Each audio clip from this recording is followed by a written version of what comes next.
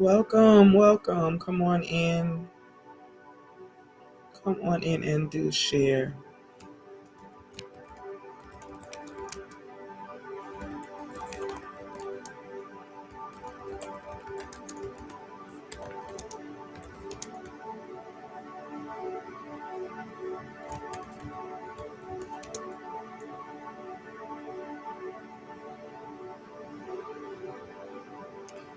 Come on in and do share. Come on in and do share. We are live. We are live.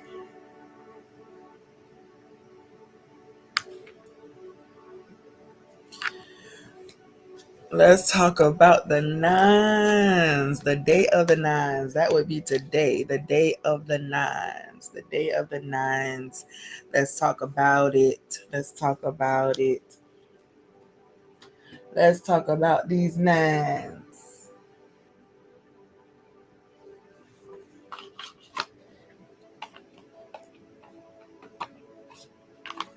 Let's talk about these nines. Come on and listen.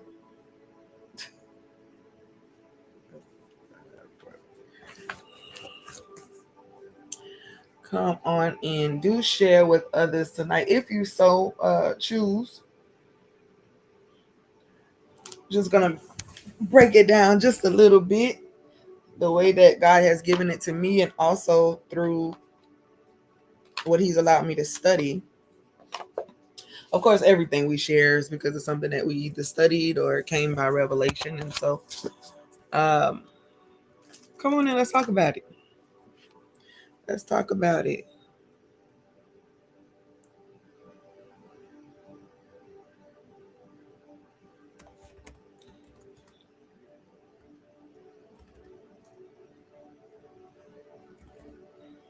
How are you doing tonight? Those of you who are here right now, how are you doing?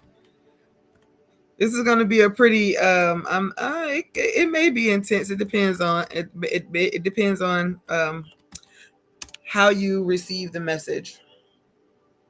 And I know that it's not always the easiest thing to interpret, and so we're going to pray. We're going to pray that our ears and our eyes are open, that we're able to receive what's for us. Blessings to you, Destiny. Blessings to you, Destiny. Thank you for coming on in tonight. We are here live on the Inspirational Treasure page. Well, Inspiration with Dr. Shalonda Treasure over on YouTube. Please invite others to join. We are not live anyplace else. We are not live anyplace else. We're not live on Facebook. We're not live on our Love Walk page. This is Dr. Shalonda's time. It's not that I don't get to share during the podcast in the Love Walk space, but this is the space where I get to use what I have as a coach, as a teacher, as a philosopher, researcher, any of those things. We are always here as a prophet, the sage, the wise one that God may use. And again, my wisdom is not my own. It comes from the greater whole, just like it's available to all of us. But in this space, I'm really just kind of in my groove.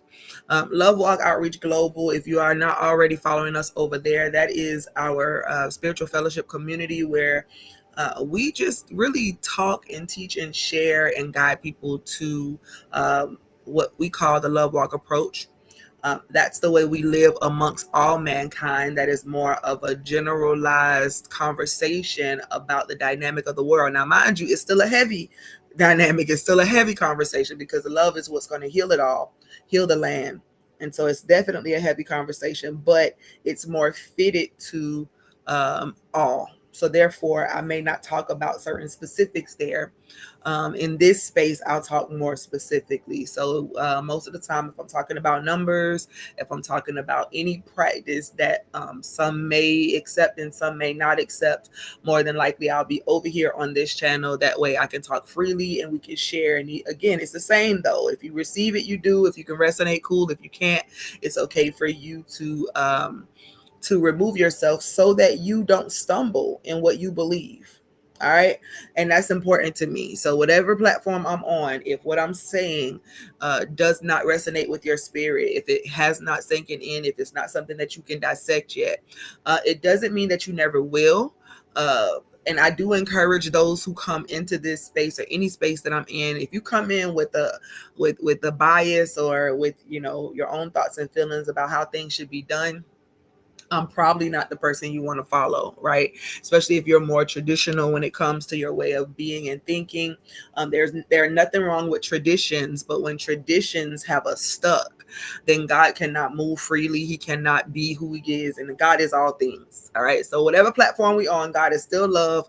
That is what I believe. That is the truth of the matter. But here we're going to talk about a little bit more than just the day-to-day, how you treat others, how you treat yourself, type of thing. When we talk about love, God as a whole, for spiritual growth's sake, you can meet us over there on the Love Walk Outreach Global page, Global TV page, where our podcast is on Sundays at 4:21 p.m. Eastern time.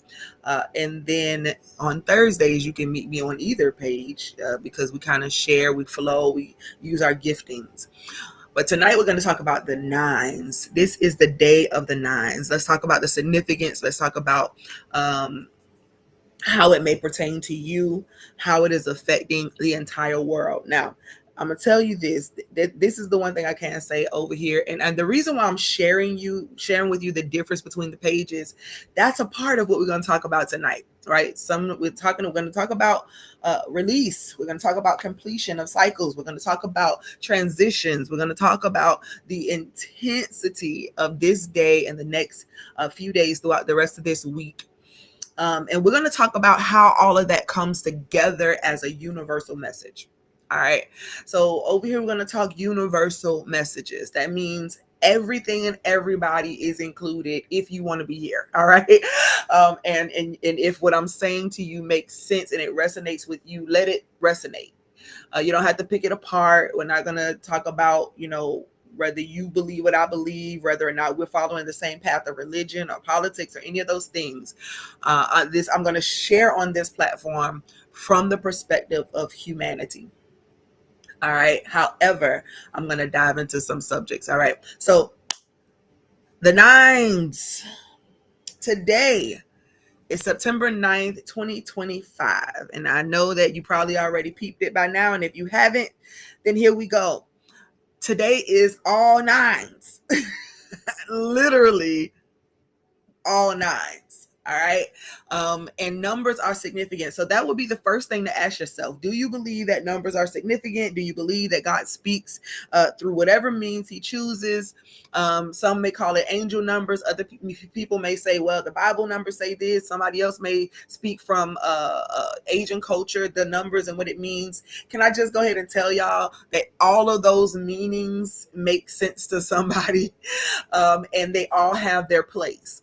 And so we're going to talk tonight about the nines and how they are applicable to our lives, what they may be saying if you're seeing them often, but what it means for the significance of today. So today is, again, September 9th, 2025. So September is the 9th month. We're talking about the 9th day, and we're talking about 2 + 2 = 4 and 5 = 9. But let's go ahead and go a step further. When you add the 9 and the 9 and the other 9 that we just received, you get the number 27. 27 is 2 + 7, which equals 9 as well. Today is all nines. Blessing, Miss Donna.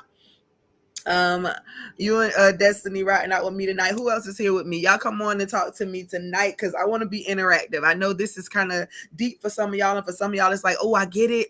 Many of you are going to resonate with what I'm saying because you've been already researching and looking up numbers and doing all these different things behind the scenes anyway, while feeling some type of guilt or shame because you are associated with a certain religion or practice. Well, go ahead and release all of that. We're going to talk about release tonight if you're ready to go forward. All right. So tonight is a night that you're going to make decisions. Tonight is a night that you're going to make some decisions. Y'all talk to me in the chat so I know that you're with me throughout this time.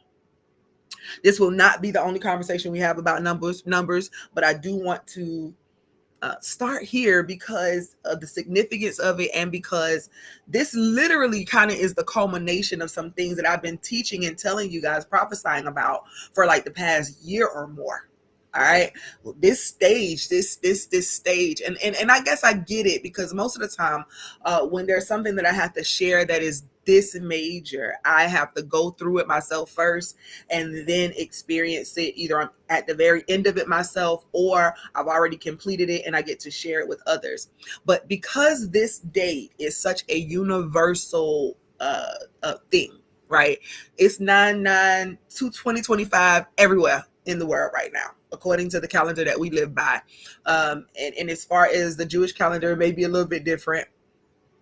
But one way or another, what's happening in our world right now is happening universally, and everybody's feeling it in some way, shape, or form, even if they don't realize what it is. All right. Even if they don't realize what it is. Ms. Donna, I love you so much because I know you're here for it. I can feel you. I feel you and Destiny. Y'all here for it. I know that's right. I know that's right.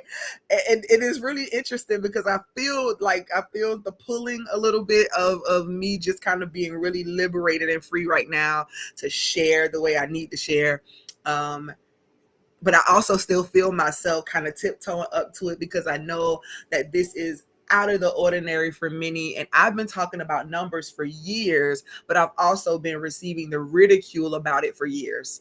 So for me to come into this space right now, feeling all of this, it's not even bad anxious energy. It's really exciting energy for me because yeah, I get to share. All right. So let me go ahead and share this first, and then I'll get into why this day is significant for me. So we're talking universal messages. Kaylin, you made it, sweetheart. I'm glad you made it. Who else is here with me? I see the numbers shooting up, but I don't know who all is here. I see I know that's right. It's a meal for sure. So I hope you got your journal with you. I'm gonna try not to make this super, super long, but it is very imperative that I share it. All right. And the reason why I went live here to share it is so that I can make sure that the video is up. Blessings, Cartina, you made it too. All right. Stay on as long as y'all can. I know y'all get a little sleepy. It be like that for us sometimes. But I want to share this so that you can either prepare or not. All right, prepare or not. So again, we are on September 9th, 2025. That is the number 9, the number 9 again. The sum is 9, 2025. And then when you put all of the numbers together, the 9, the 9, and the 9, and you add it up, you get 27, and that equals 9 as well. And so let me go ahead and just start with that. I'll give you some of the words associated with the 9 in a minute. I'll also share with you why this particular day universally is so important. And let me go ahead and say this. Carry no anxiety with you. No matter what I share with you at any given time, no anxiety, no fear, none of that. If you got to go through all of that, then it's probably not time yet. All right. So I just shared with you how the 9s came and why there are 4 9s instead of 3. We've been talking about the 3s, and people are talking about the 3s, and there's videos everywhere. People are making posts about it, and they're talking about the 3 9s. But God showed me also to emphasize that there are actually 4 when you add everything up together, because the significance of the 9 is so special. It is said to be the number of divine completion. It is said to be the end of cycles. Now, we've already been talking about seed time and harvest time. We've been talking about how it's time to reap which means that it would be an end of a cycle of that particular seed that has been sown. It's time for it to come up for a harvest. I can go into all of that, but that makes everybody feel great. We talk about abundance and all of those things. It makes us feel great, which that's not a bad thing, because we're always in abundance. God is abundance and God is everything. So we're never without. We only have to come into agreement and begin to see it and measure our faith to see what we really believe is possible. But there are no deficits. There's no lack, no anything in God. It's all abundance. So we could talk about abundance with no shame, but sometimes we want to hear a message about abundance so much because we're going through in our lives, and we want an answer that is going to suffice for where we are in this particular season. And so I want y'all to really hear what I'm saying tonight, because and this is for you, and I think this really matches, because everybody that I know that is here so far is on a spiritualistic journey, right? Some may call it a salvation journey. Some may call it awakening. Some may call it enlightenment. I call it spiritsoulistic because what we're really trying to do is be spiritually liberated, but we do that through the soul's healing. Now, here's the interesting thing. When we grew up, depending on what you grew up in, if you grew up in church, school, at home, whatever, we were always taught that we needed to be raised, and we had to be corrected and disciplined and all those different things. But I think what happened is that nobody really, and I'm not going to say nobody because I don't know everybody's history, but most of us just did not get an explanation that made sense, that resonated when it came to salvation and when it came to awakening, enlightenment, and all these different things. Because we're looking at it from the perspective of, I got to try to be perfect now. And you don't have to try to be perfect now, but not in the sense of how we look at perfection, because we're thinking about perfect as if I don't ever err, or I don't ever mess up, quote unquote, or I don't ever quote unquote sin. And I'm using quotes because these are words that you know of, but we are not living in the familiarity of those words for the rest of our life.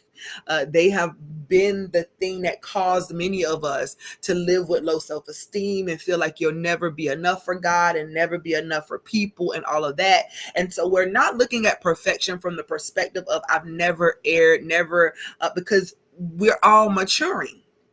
So therefore, it's almost inevitable that we're going to trip up, that we're going to err, that we're going to get something, misinterpret something, or misunderstand a thing, or we're going to choose to go in a certain direction because we're running away from something else. Life is just a little bit, I'm not going to say easier to understand when you have someone to give you a different view, but it is a little bit easier to understand that this is not about you being perfect in the sense of I'm never going to mess up. And I only use the word mess up because that's how we interpret our decisions in life at times. Now, we are to be responsible for the decisions that we make in life, right? Because life is trial and error, cause and effect, all those different things. You reap what you sow, right? So you want to be mindful of what you are doing every day. But we are free moral agents. All right? We are free moral agents. That free will is not a trick.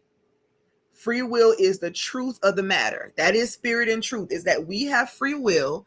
We have to take responsibility, right? All things are permissible, but not all things are beneficial.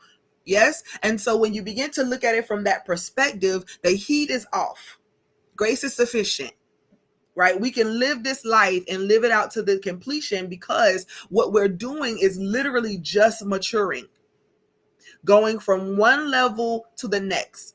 Some people call it high vibration and low vibration. Some people call it immaturity and maturity. Some people call it, we have different ways of explaining it, but it's all saying the same thing. We're operating at a level of fear and anxiety and shame and guilt and jealousy and envy and, all of these different things. Those are low vibrational. Those are immature ways of being. It just simply means that you have not yet fully come to understand the truth of who you are as a whole, and you have not come to see yourself as a part of the greater whole, a unique expression of the great I am in the flesh. We all are. All right. And these are some of the things that you're going to have to pull up, some of the roots that dug deep that you may have to pull up and release in this hour, because in order to go to this next place that you're going to, there must be an ending for a beginning. And so this is the day of divine completion. And it is stirring many people up because you're being faced with situations and circumstances, and you're having to have conversations with people. And it's actually been happening for a while for some of you, but you've been facing a lot of things that make you face yourself, things that make you go within your heart and ask, why am I feeling this way? Why am I acting this way towards these people? Why am I so frustrated with life? Why am I so weary about everything? What decisions did I make that I could have, not even say that. What decisions did I make that I regret making? However, it was for my greater good in the end. All the beating up on yourself that you're doing because you made a decision and that decision doesn't seem to be panning out well. Blessings, Danielle. That decision doesn't seem to be panning out well. And so therefore you think that you just totally messed up your life and everything is just correct. And how is it going to get correct? And all these different things. Well, every decision that you've made had purpose.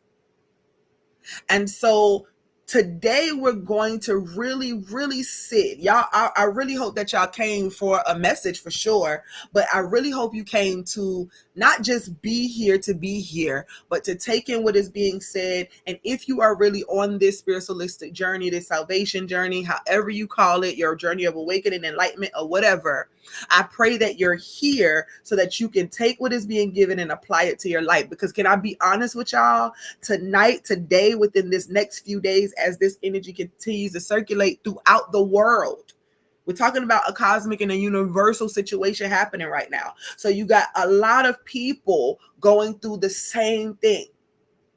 And the only reason why I didn't say everybody's going through the same thing is because I'm not everybody. I'm not every unique individual. I can't tell you what season they're in. Some of them may have already done this work. All right.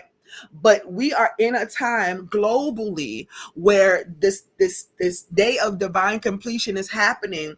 This moment of divine completion is happening. And so you're being faced with relationship stuff. You're being faced with yourself a lot. If you're on this spiritualistic journey, then you're already facing yourself a lot, because that's the challenge I give to you. What that heart look like is your goal every day. It's not about blaming other people for your life and your shortcomings and all this other stuff and what happened in the past and all that. Those things played a part to get you here. So now what? All right. So now what? And so many of us have been feeling the pulls, the tugs, and it's been confusing. If you felt confused at all about this season, go ahead and just put your hand up or put a foot up or do something. If you've been really confused about this season, because you feel something happening. It's almost like a restlessness of sort. It feels like things are being pulled and tugged. And we would normally, if, back, I don't know how to word these things. I'm trying not to sound as if okay. There was a time when I would have said, and I'm just going to use me, but there was a time when I would have joined in with the chorus of voices that keep talking about how busy the devil is. This is what that season has done for many. It's like the devil is busy, right? There's been so much pruning. There's been so many things that have been brought directly to your face. And some of you, it's heightened because you made a decision to be on this path and on this journey to wholeness, all right, to salvation. Because you are on this particular journey, because you are on the journey, you've been feeling it. You've been feeling the release of things. You've been feeling this pull, this transition. There's been a lot of transitions. But this day is a challenge to us. Those who have said, I really want to be whole. I really want to be healed. I really want to walk into this new season. I feel like this season is old. All of this stuff keeps happening. Why is this stuff happening to me? And You're wanting to go forward, but this message today is for those of us, and I'm going to say us, who want to move forward into the things that God has planned for your unique self, but you are having a hard time with releasing the things that need to be released. And I believe a big part of it is because, especially if you a love worker at all, then to have to let things go, this inner child word begin. Get up. Listen, you please tell me the truth. Is it victory for? Hey, blessings to you. It has been, whoo! Do you hear me? The inner child work, even just being present with yourself in the moment with your offenses. Like everything about this walk, everything about wanting to grow spiritually. And I tell y'all, self-development ain't nothing but spiritual development on the other end, because everything about us is a spiritual development. We spirit first. We occupy bodies. We are the great I am manifested into different entities and elements. And so we are on a journey to uncover the fullness of who we are, to get to the authenticity of who we are, so that we can serve our purpose in the greater whole. All right. Be strength for weakness. Be strength for weakness. But some of us are having a hard time with losing the grip of past traumas. I'm going to sit there for a second. Because and Victory said something about doing that inner child work. Listen, if you've been going through any type of coaching, therapy, counseling, or anything like that because you're trying to heal your life, and you've been doing any shadow work, child work, any of those things, then this has been intense, right? It's been super, super, super intense already. But this is the journey that we're on. And while we're sitting with the dramas of the past and the traumas of the past and the issues of the past, we can't do both. Not after tonight. Not after this week is over. Let me just go ahead and give you this week is over, but I'm challenging you tonight. All right. This what we have to do tonight is make a decision at this point on your path. All right. At this point on your path, you have to make a decision as to whether you're really going to release the old, because behold, all things are become new. Whether you're going to release those things that no longer serve a purpose in your life. And I know sometimes when you're hearing these kind of conversations, it gets a little nerve-wracking, because you do begin to think about all of the things that could be gone. I made a post today with Love Walk Outreach on our coffee page. And I was talking about peace, and I said, be careful when you ask for peace, right? Because sometimes when you're asking for peace, you don't realize, especially if you're asking out of an energy that is low vibrational. And when I say low vibrational energies, we're talking about the energies that are still immature, right? The things that we do that are still immature. We don't have full control over our emotions. Baby, we still growing up. Somebody give me a high five in the spirit virtually, because we still growing up, trying to figure out how to regulate our emotions. If you're still trying to figure out how to end mental battles, right? And I'm not speaking about those who have diagnoses. We could talk about that later, because I have a few of them. But even in my diagnoses, I still understand that there's something that could be done to make some level of progress, or to at least live in harmony with other people. So there are things that we must let go. But when we're operating on that low vibrational space, the space where we're still heartbroken and we're treating people like they broke it, everybody, the place where we look at people and we're triggered by every single thing that happens or every single word that is said. If you are still triggered by every single word that is said, if you look at an individual and they remind you of somebody that did something to you a long time ago, then that means you still have not fully grasped or understood what this journey or this path that you are on is for. Maybe you thought that this path that you was on was so that somebody else could come and save you or rescue you. And if you grew up as I did, then that pretty much was the narrative. Somebody's coming to save me. I won't use words right now. or titles, but somebody else is coming to save me. That's the narrative that you've been taught. And then we wonder why we always feel like the devil's busy, nothing's ever working, those type of things. And that's because technically, y'all, we spin in the block without actually applying the very thing that we came to get in the first place. All right. We got something that we came to get in the first place. And so holding on to all of those things, holding on to all of those things from that time, from any time before this moment, holding on to them in a low vibrational place, which again would be the place of immaturity in a certain area. That would be the place of weakness, right? Remember, the strong bear the infirmity of the weak. That's something we believe in Love Walk Outreach Global over there in the ministry. And so with the Love Walk approach, we believe in that, right? We believe in that. But what's the bigger picture? Strong bearing the infirmity of the weak. Do you understand the bigger picture of that? Do you understand that we are all one? And just like in your one body, everything works together to keep you moving and keep you productive. And if there's something in you that's virus-like or infection-like, your body's gonna let you know. Well, the world, the universe, the cosmos is letting us know that there's a virus or infection in this system, and there are time for some things and some people to release.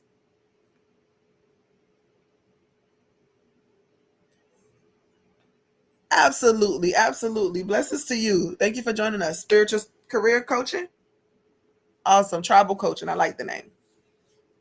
Absolutely. And I love yeah. As we pursue this Christ mind, the same mind that was in Yahshua, then there's certain things that we must understand. To bear the burdens of one another is to fulfill the law of Christ. And so what we're doing is trying to liberate ourselves from the thing of the past, because here's the next part of these 9s. It speaks of spiritual awakenings as well. It speaks of helping others, humanitarianism. It speaks of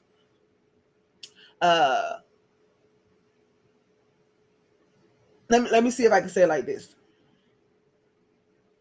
It speaks of completion, but completion in the way of wholeness, right? Completion in the way of wholeness. Why?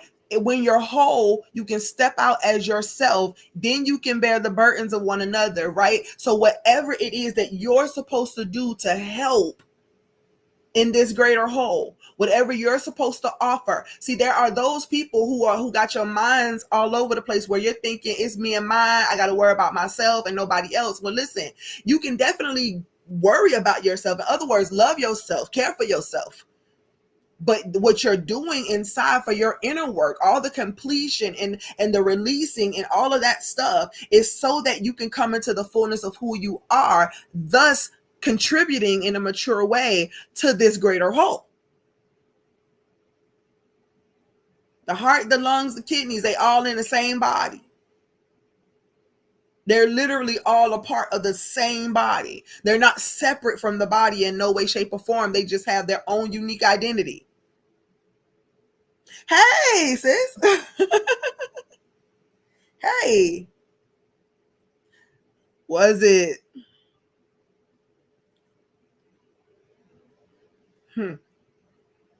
Well, Victory, this is what I hear for you if you're willing to receive it. Let me know if you're really willing to receive this message from me. Not everybody wants to receive the prophetic insight, but I'm willing to share if you're willing to hear it. So we have this higher call. If you grew up in the church, then it almost felt like your higher call had to be connected to church, had to be connected to religion in some way, shape, or form. That's not the truth. We have way too many parts that move for us to all be assigned to the same area or arena. And God is too massive. God is everything, everything, even the things you do not understand. Even that same enemy that you talk about on a regular basis, because you got to find something or somebody to blame. Yeah, he orchestrates it all. Let me give you an example of that. Let me give you an example of that. So, being that today is 999, I'll leave the extra 9 off for now because again, those nines. Did I say this to y'all? But you can multiply 9 by any number and your sum is still going to equal 9 at the end. That's another reason why it's perfect and it's complete and it's all those different things. They hold so much weight. And it's the number of the light worker, as it would be called if you were researching it outside of, your normal books. So I looked up the 999 in the Strong's Concordance. And the Hebrew and the Greek word. So the Hebrew word is bina or bana, and it means understanding or knowledge. Understanding or knowledge, kind of like wisdom of sort, right? And that comes from Daniel chapter 2, verse 21, where it is speaking about God. And it's speaking about the wisdom of God, the fact that God knows exactly what he's going to do. He's the one that sets kings in place, removes them and put other kings there. He gives wisdom and understanding to those who ask. All right. And so that is what you want to do tonight. And the reason why, I'm going to go to the word next to that, and that's in the Greek, botanos. Botanos, it means a pit or a ditch. Give the example of Matthew 12 and 11, Matthew 15 and 14, and Luke 6 and 39. But Matthew 12 and 11 speaks about when Christ asked the man, would you not get your donkey or something out of the pit on Sabbath? All right. He's addressing a question to this man because he's being called on his actions of what he's doing on the Sabbath. Can I go ahead and make a note here? Many of you are afraid to release the old and walk into the new because the new makes you divorce a lot of the old things that you once knew. But is that not what Christ Yahshua said that he came to do, to set the captives free, to tear down and to build up is the job. So we're tearing down old paradigms and thought processes, and you are going to have to do that if you do not want to fall into this particular ditch and to this next pit. What I heard is that this next pit is going to be on you. Yes? Okay, good. This next pit is going to be on you. And that's not to make you feel anxious or whatever. It's telling you that tonight you have the option to choose to either go forward or stay where you are.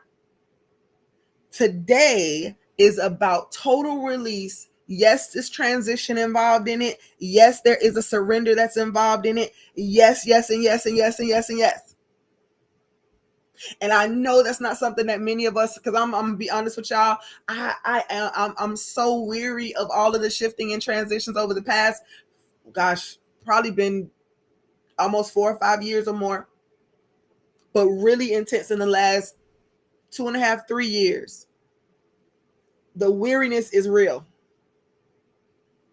But I've said it multiple times, and this is what I'm about to share with y'all. I've said it to my husband and said it to a few people a couple of times, that I could literally feel my body shutting down a few times throughout this time, throughout this journey, this past few years. And it's been since the announcement of apostleship. Now, I know that every level comes with something, or every promotion comes with something, because I'll just call it it's a promotion to some people. To me, it's just another office with an assignment. But it comes with some massive weight, because you now become just like one of the ones who had to go and give a new message. Like Jesus had to give a new message to the people who he was born into fellowshipping with. He had to give a new message. He didn't null and void their message. He didn't null and void their message, but he did have to stand for something else. Tonight, some of you have to release the old and embrace the new, because you are actually having to make the choice of whether you really want to pursue this path or not. And now I'm talking to those of you who are pursuing the path of spiritual awakening or spiritualistic healing, like I said, or salvation, if you want to call it that, however you want to call it. You have to decide whether you want to. Again, free will ain't a trick. You get to choose. Now, one way or another, life is still going to be life, and the journey is still going to be there. The things that are going to be there are going to still be there. The rocks, the stones, the mountains you got to climb, the relationship difficulties, all of those things are still going to be there in some way, shape, or form as you're growing.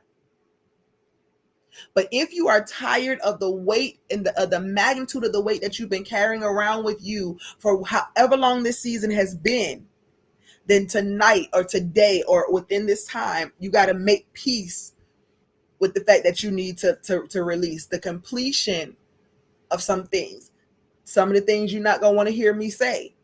Some of the things that I had, y'all, can I tell y'all that I've been having to just be to myself, because the weight of this release is so deep.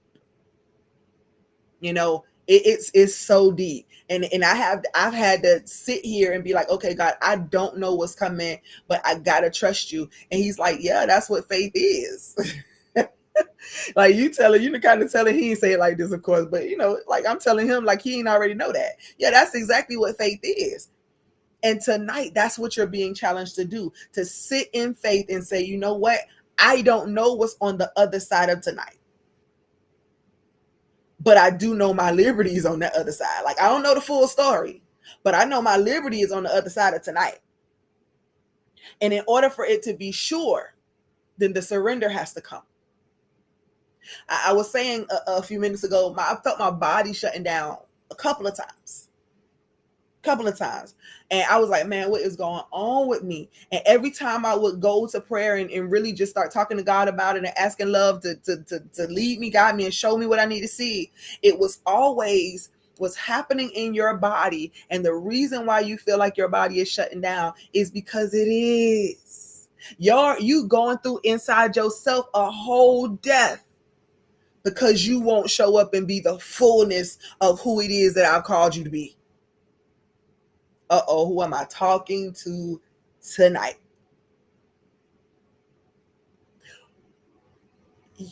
You're going through a death in your body, because spiritually, it's almost, oh God, let me paint it like this. It's almost like your spirit has a switch. Now we got our spirit, which is the essence of who we are. We got our soul, our unique being, the unique reflection of the great I am, manifested in as a spirit, right? I mean, as a soul, which is our unique soul, and then the body that it holds. Well, it's like your body and your soul is saying, your body is saying, I'm weary, I'm tired, I went through this, whatever the case might be, and I really just want to wild out. I just want to wild out. I just want to do it. I want to cast off our restraint. I don't want to care. It don't matter, because of course that's an immature response, because you still gonna harm yourself and other people when you do that. You're just gonna add more pain, more trauma, more issues, more circumstances on top of that. All right. But your soul is in the middle, and it's like, man, I really want to lean over here to the true essence of who I am, the fullness of who I am, being reminded that God is literally made manifest in all things, and that does not exclude me, but it includes me. And that's not a boastful, arrogant statement. It's just a truth statement. It's spirit and truth, that God is all things. So therefore, he's omnipresent. It can't exclude me. I want to lean into that. I want to lean into it fully. I want to be healed. I really want to be whole. And my wholeness is going to come when I recognize that I'm not separate from the greater whole, and everybody that's in it, we're all the same. Well, we're all one. And the awakening begins to come, and God begins to teach you how to treat other people. And then he makes you pay attention to how you treat yourself. The words that you use, the life and death that's in the power of your tongue. See, you came into the situation asking for something and been afraid to surrender the whole time. And he was dealing with me, y'all. He was just, I remember sharing with y'all, and I even put it in this recent book about when he showed me the rocket ships and the fins, and then not having none, and me having to let people fall off, and the tears and all of that. I've been sharing this with y'all for years. And yet, it's the most difficult thing that I've ever had to do.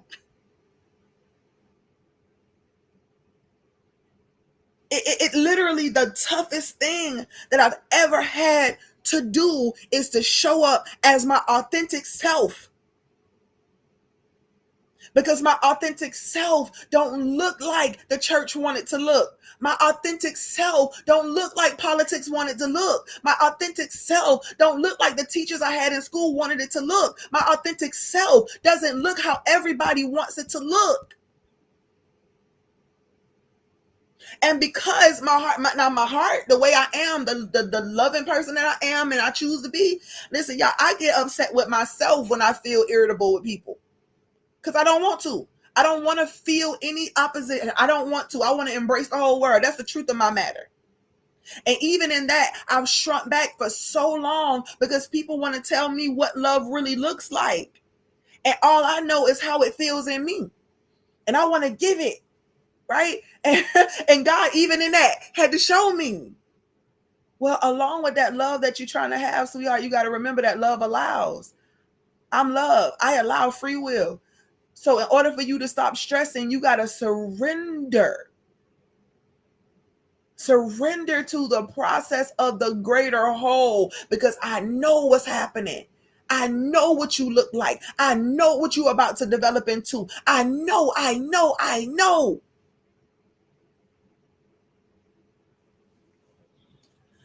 We went through and we go through the moments where everybody's always talking about being obedient until you're obedient.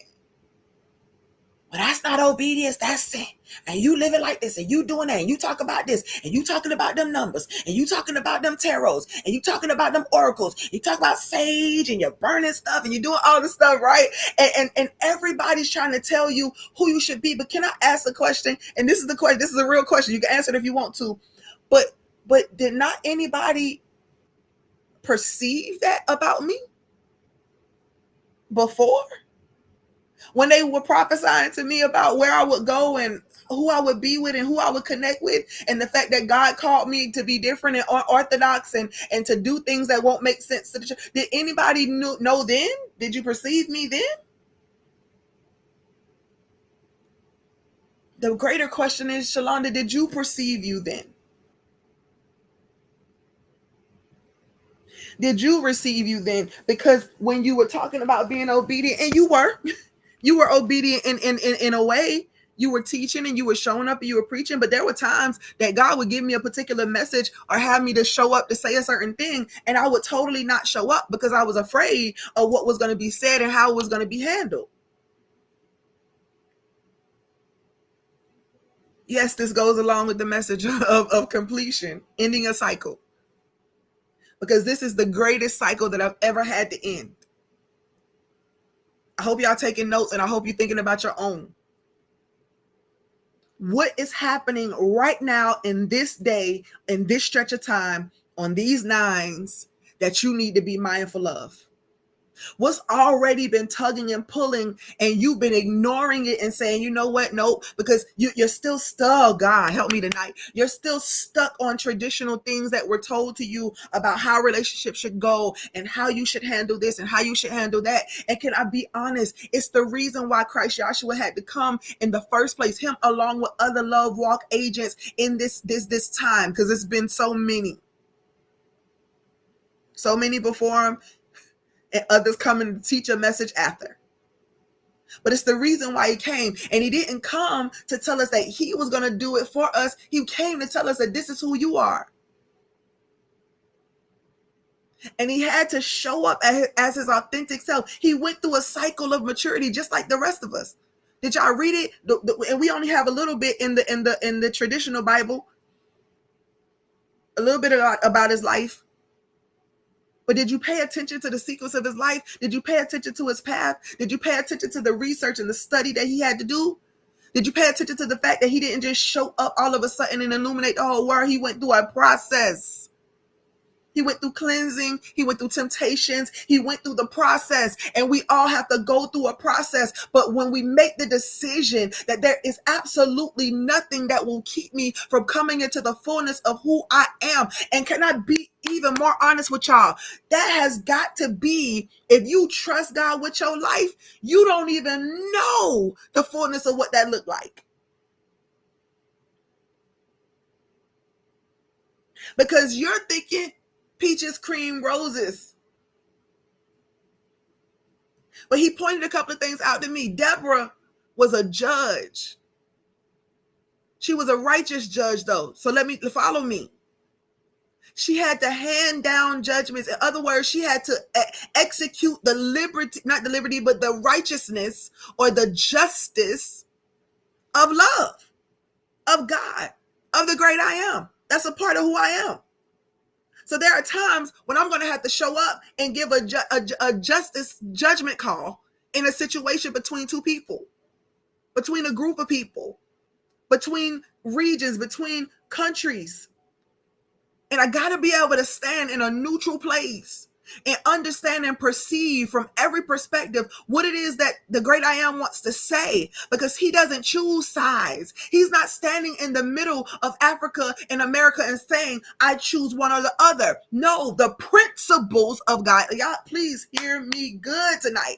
The principles of God are the same for everybody who uses them. Do you know why we in such a chaos in this universe right now, such chaos on this earth at least? Because everybody's trying to claim God as their own, as if nobody else has access when God is all of it.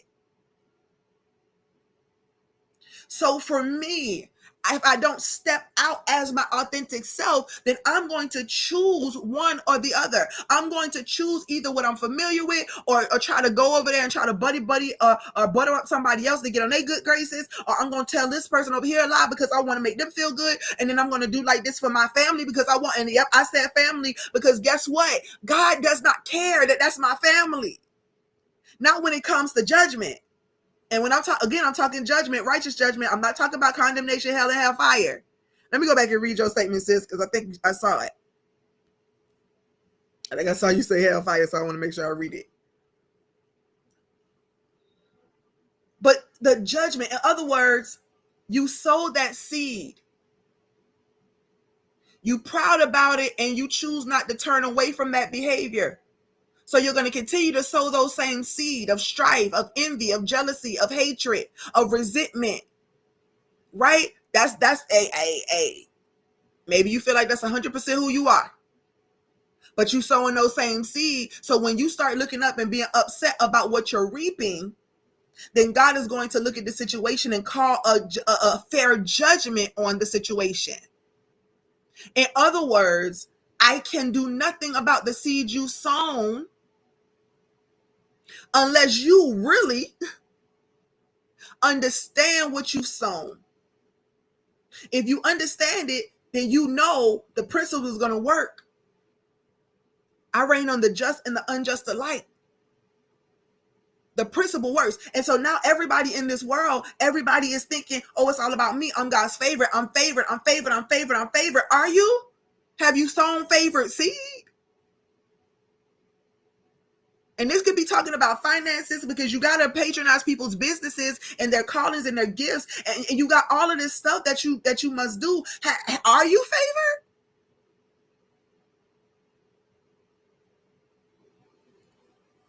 And then you have a world full of people who have now, some of them have come into the understanding of their powers. We all have them because God is all things.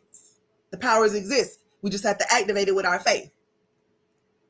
But there are some who are so confident in how to use the gift because truly, listen, this word just give you back what you thinking, how you vibrating. If you think it's the truth, it's going to be the truth for you. There are some people who got it mastered, and they're so confident in themselves, sometimes even arrogant enough in themselves, that they have absolutely no doubt. And the principle of God still works for them because they did it by faith. Somebody gonna say, well, they want faith. They ain't spiritual. Faith ain't got nothing to do with being spiritual or not. Because again, technically we are spirit. All right. But how we choose to worship, how we choose to live Let me read your statement, sis, because you know I could go on, and I'm going to finish up this real quick.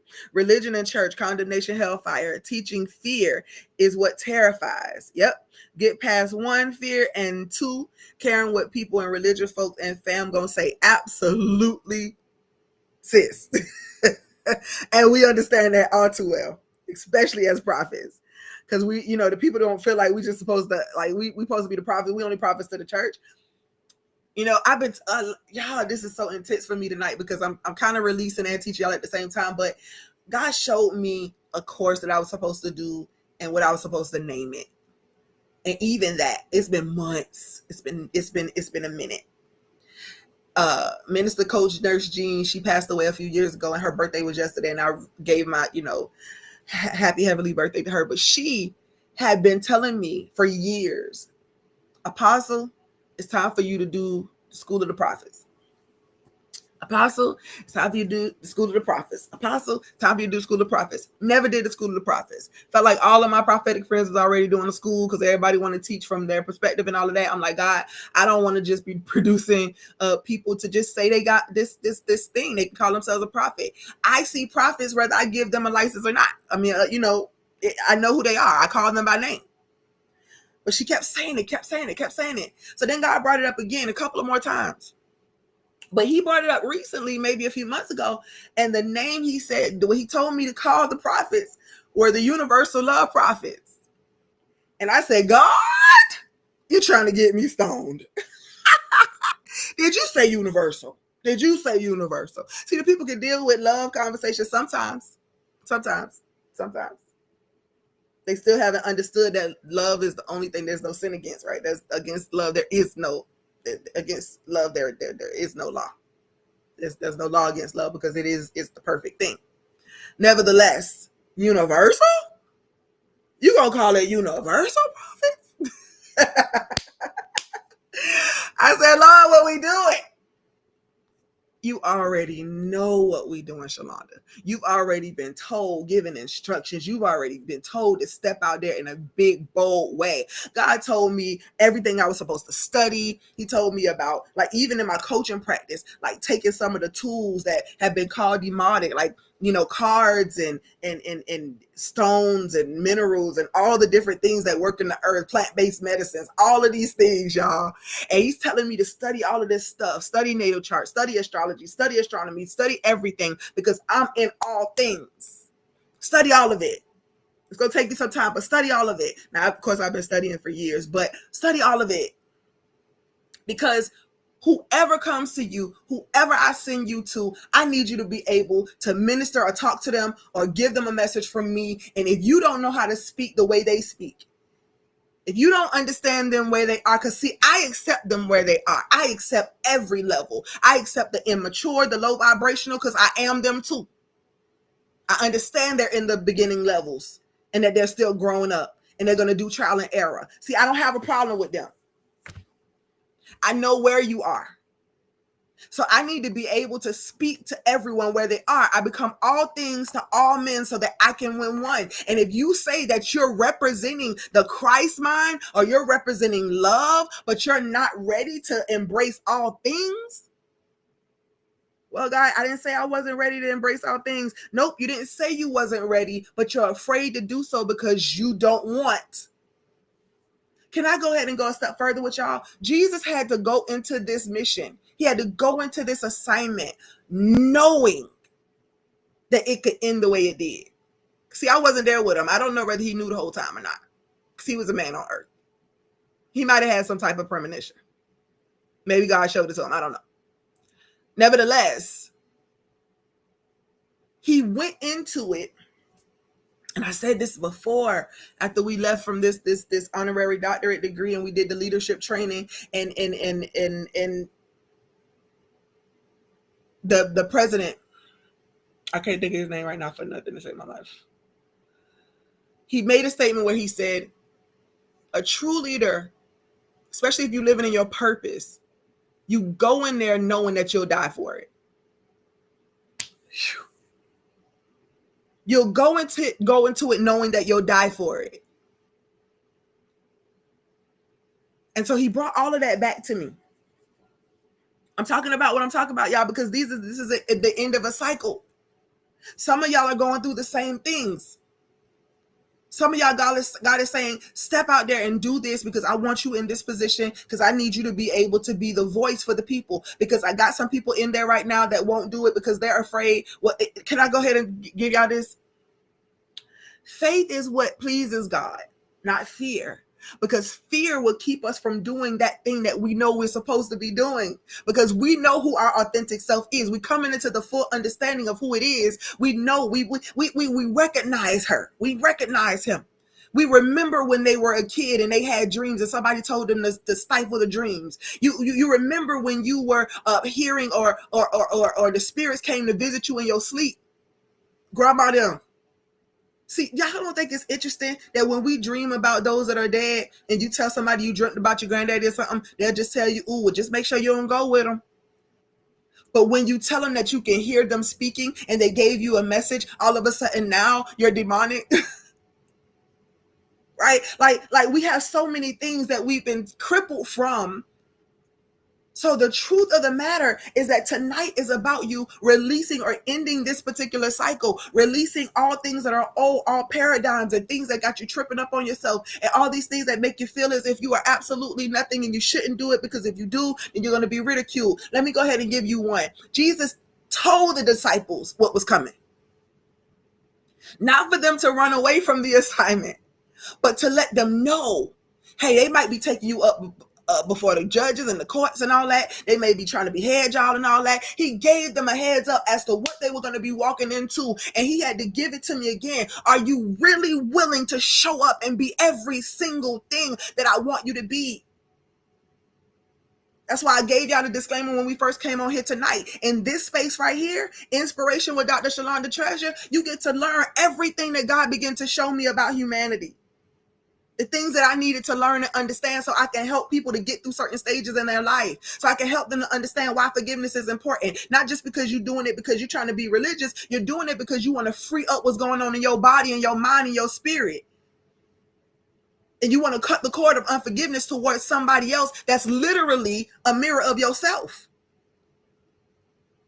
He wanted me to study my natal chart and study the Enneagram and study, oh God, what's the other one? It's another one, and I'm a generator or something like that, right? He wanted me to study all of these different things, begin to get to know myself. Look at yourself, face yourself.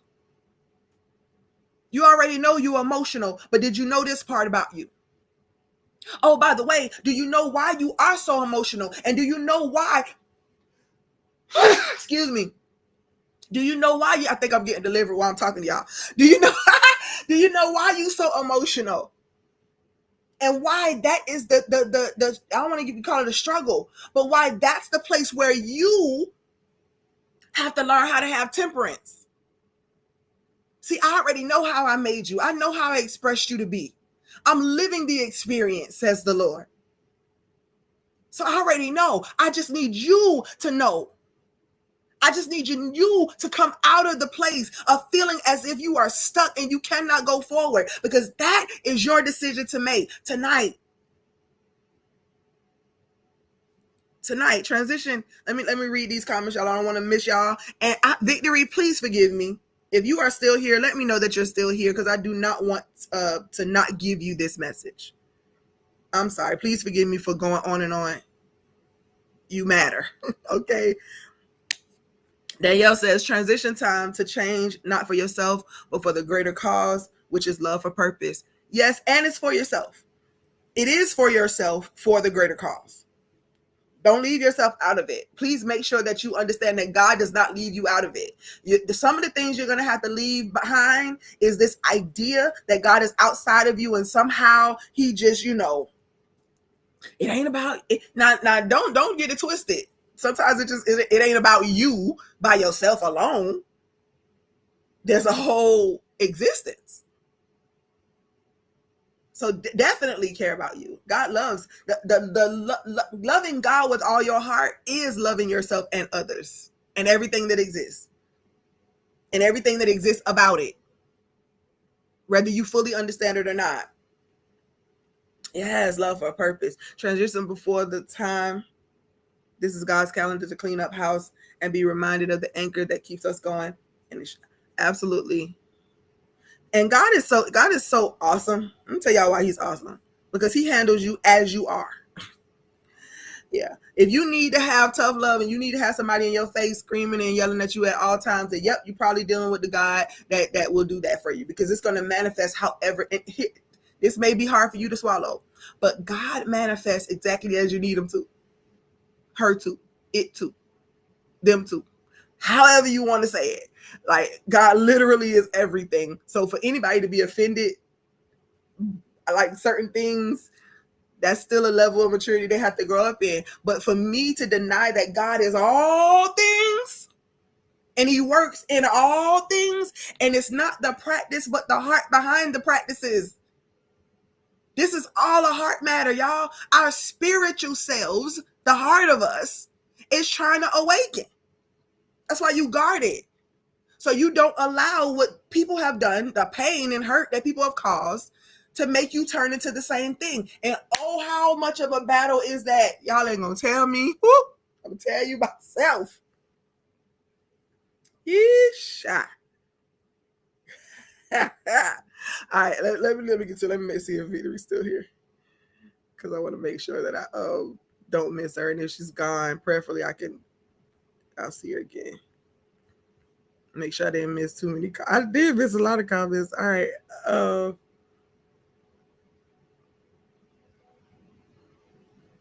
Personally know they work. Yep, universe. I love you so much, Prophet Vita. We're gonna have to talk again. We're gonna have to talk soon, like literally have a conversation, because I know it's gonna be so juicy.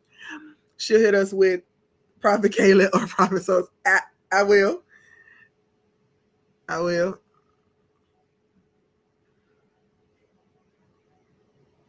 Yes. Ooh, Prophet. That's so good right there. When you say 1,000 or however many, let me see the zeros. 100,000% on point. Don't study what God ain't showing you. Spirit will lead and guide you into all truth. Listen. That right there is everything. Y'all hear me?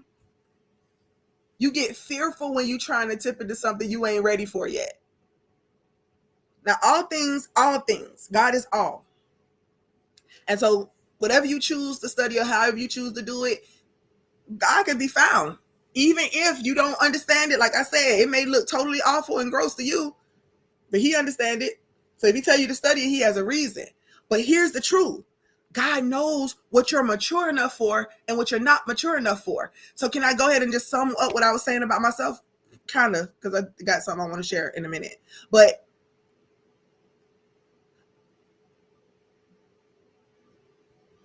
love being the ultimate maturity is bigger than anybody has ever really understood it to be. It's the reason why against such there is no law. Because it is the absolute ultimate maturity. Love is, right? Coming into full awareness of God. And I've known these things. I've been able to have conversations with certain people about these things because they're open for it, and God made it that way because he was guarding me. Certain people I couldn't talk to, certain people he allowed me to share, and then they begin to share, and I'm like, yes, this is so good. Oh my God, this is so good. Prophet Vita is one of them. Like, this is so good. I love it. But this next place is where I have to do it out loud, where the curtain is being drawn back and I have to step from behind the curtain to say, this is the message that God is saying for me, for Shalonda, to give to the universe, to the world, to this earth. And I have to do it without apology. I get to be the prophet and the poet and the coach. I get to be all of those things. I get to be Dr. Shalonda because I've studied and I've gone through life and I've worked with people for almost 20 years. And I get to be all of those things, not because I'm trying to chase the cloud of it though, but because he gave it to me so that when I walk into certain rooms, people will know who they're talking to based on the label or the title, not because I'm greater or better than the next person, but my assignment is different. Some people get to go to their 9-to-5 jobs and they may have to deal with their boss or the person over next to them and they irking their nerves. And I'm not making light of it, y'all. I'm not making light of it. But when you're assigned to do something with such a great magnitude, because it includes so many people, not because it's special, but because it includes so many people. When you have to do something like that, the fear is beyond ridiculous. But if I don't,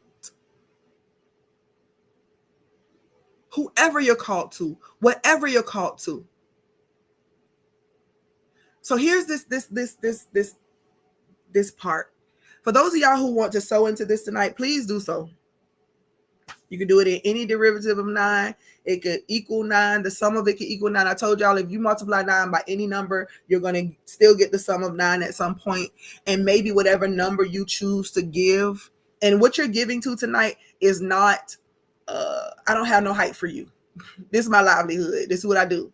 If you resonate with anything I'm saying and you feel like you want to give to my cause and what I'm doing to spread this message, to teach people, whatever, then you can tip the treasure. All right. God cooks it up. I just serve it. All right. And if you want to tip, then absolutely you can. If you want to call it seed, if you want to sow an intentional seed, you can do that too. I will touch and agree and pray for you according to that what you give. And whatever number you choose probably will be the number that you need to choose. And I'll send you a separate message in the inbox. So I just wanted to put that out there. And that's the link. It's going by on the screen. Well, thank you so much, Destiny. All right, so let me give y'all this little bit. Hey, Taisha Boo.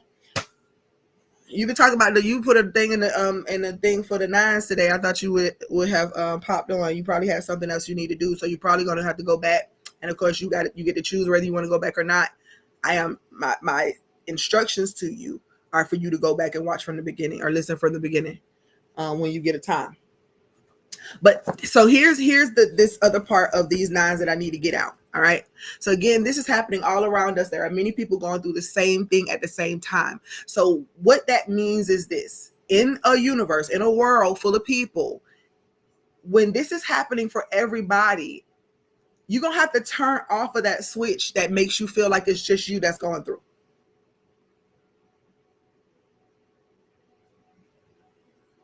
Amen, Caitlin. Thank you. And I did see yours, Caitlin, earlier.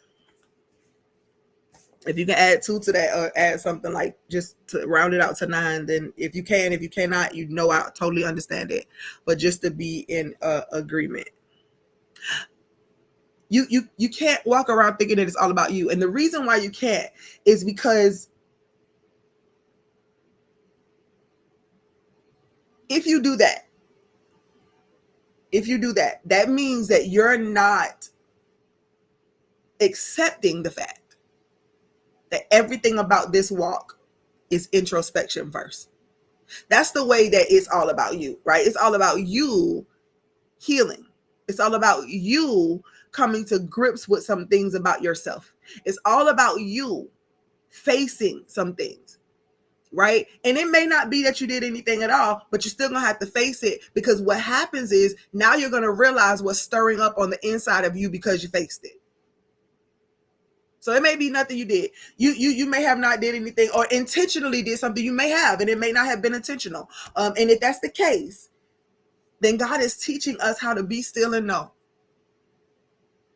I think I have not monitored my responses the way that I have over this past few months so much, because I had to stop and pause, check my own heart first. And then it would take me days to respond back to people. And can I be honest? There's people right now that I still haven't responded back to yet, because my heart is not in the place to do so concerning that individual. Now, I don't hate them. I don't hate nobody. I love them. And because I love them, then I know that I have to separate myself until I'm ready to speak my thoughts. Because then I would be the one sowing seed against them. Because I'm acting from this place of, oh my God, they said this, they did this, they said this to me, they did this to me.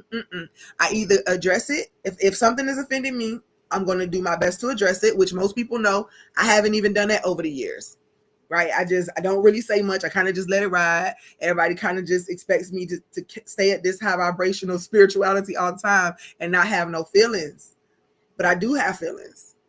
So God has shown me to wait first. Then you say what you need to say once you sort through your feelings, because they are worthy as well. They're me incarnate, just like you. What if God is all of us? God just is all things. So when I stop and pause, then I'm being mindful of that. Because everything in me, my emotions go haywire, y'all. I've realized more about myself.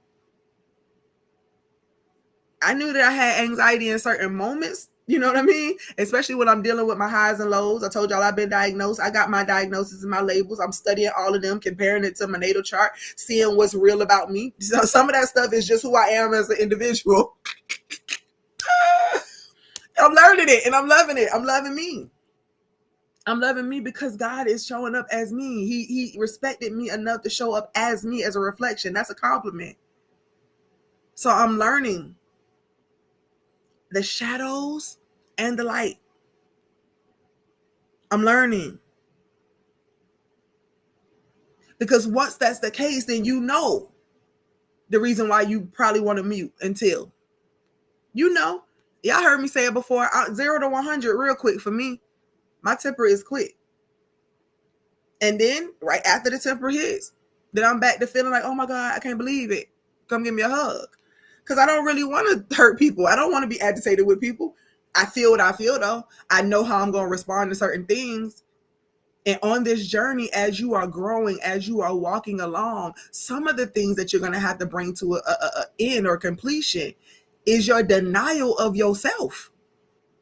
In other words, when I say denial of yourself, I'm talking about when you're looking at yourself and you know exactly who you are and you're trying to pretend like you don't. I say the same thing about my family. And not to say that I know every single thing there is to know about my kids, but if somebody come to me and tell me that one of them being reckless with their mouth or one of them did this or did that, I'll know for sure. I'm not in denial about it, because that's not just. It's not fair for me to pretend like they have no faults or flaws, like I have no faults or flaws, and then I'm assigned in this life to be a prophet and a righteous judge between people's situations. Some may call it a mediator, right? I'm called to do that. So if I'm called to do that and I have the perspective that God has given me to see different sides and all of that, I gotta be able to see things as they are and be honest about them.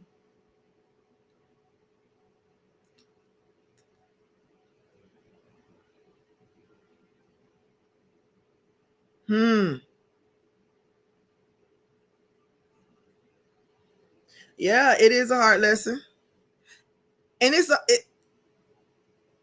okay, sweetheart, I got it. Oh, we're gonna definitely cover that. It's difficult. It is difficult to shut your mouth. It's difficult to know yourself well enough to know, you know what, if you say that, if you do that, it's going to cause this to happen. And if it causes this to happen, then it's going to be this and it's going to be that. And we hate that people keep asking us to take the low road. But as a love walker, then that's for me. I can't speak for all of y'all, but that's my agenda. That's my goal. My goal is to know how to love people the way that God does. So sometimes I am going to have to take the low road. And then there may be times where God says, no, go ahead and say what you need to say. Just be mindful of how you do it. With love and kindness do we draw people. So I'm honest about how I am and who I am. And one of the things that eats me up the most, and I've said this before plenty of times, is when I know that my intentions are pure. It's tough. It's tough not to say or to be emotional. But those are the things that have to come to an end. If I can't control my emotions, if I can't control my thoughts, if I can't discipline myself not to think negative, yeah, it's a discipline. It's almost my default setting, not to think negative, but it's my default setting to be emotional. So my task in this life was to learn how, in spirit and truth, to claim control over my emotions so that my emotions mature.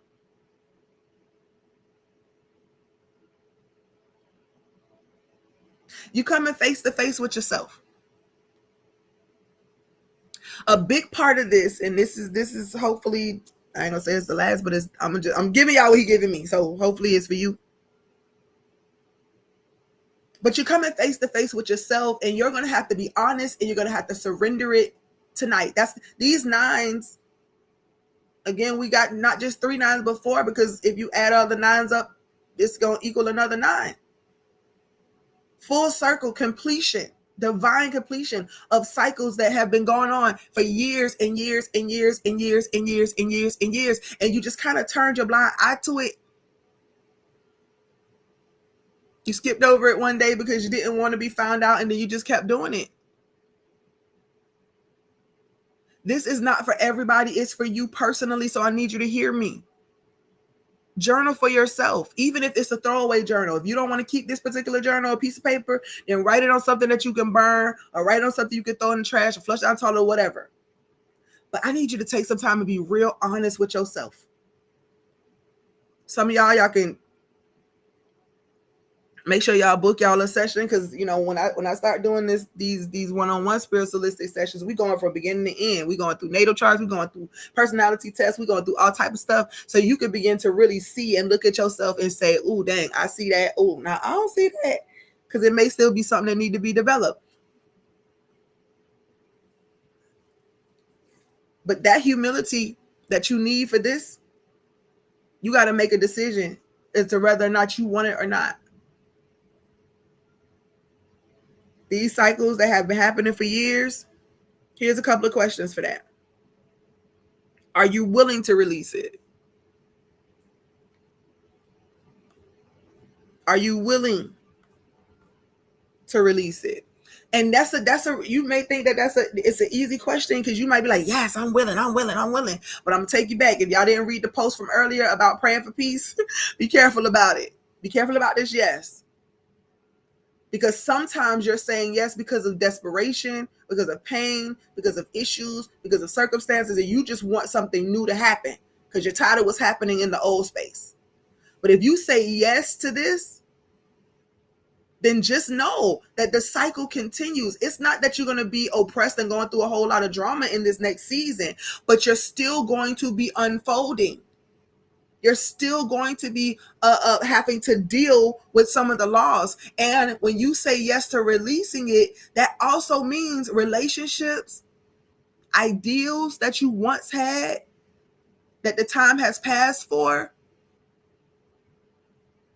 And yeah, there are some things that the time has passed for, because God wanted you to do it at that particular time for those particular people. And you didn't do it, and it's okay. All is forgiven, keep moving. Give yourself some grace. But there are a lot of things that you would be releasing. And most of it has to do with what you're dealing with on the inside of yourself.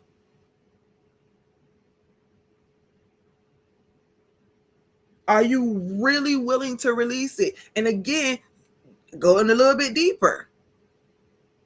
Anything that is not in alignment with your life or where you are headed based on your unique self.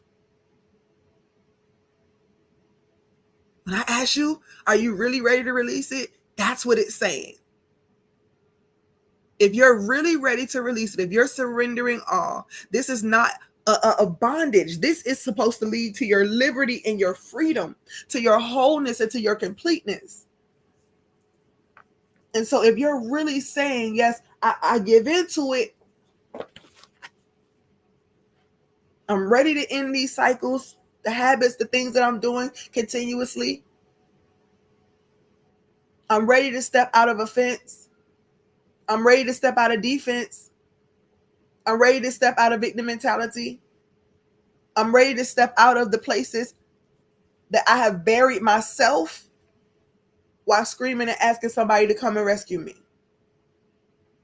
Now, again, the strong bear the infirmity of the weak. So there are those who are in a weakened position, and you may be in a weakened position, and you may need some extra support and all of that. Don't think I'm saying that you can't have that. Again, God responds to himself. So God's going to meet you right where you are. But I think this message is for those who know, that it's time for you to give up that old mindset. You know that it's time for you to give up those old words. You know that it's time for you to give up those old dealings. And can I go ahead and be another bit more honest with y'all? Some of the stuff that needs to be released.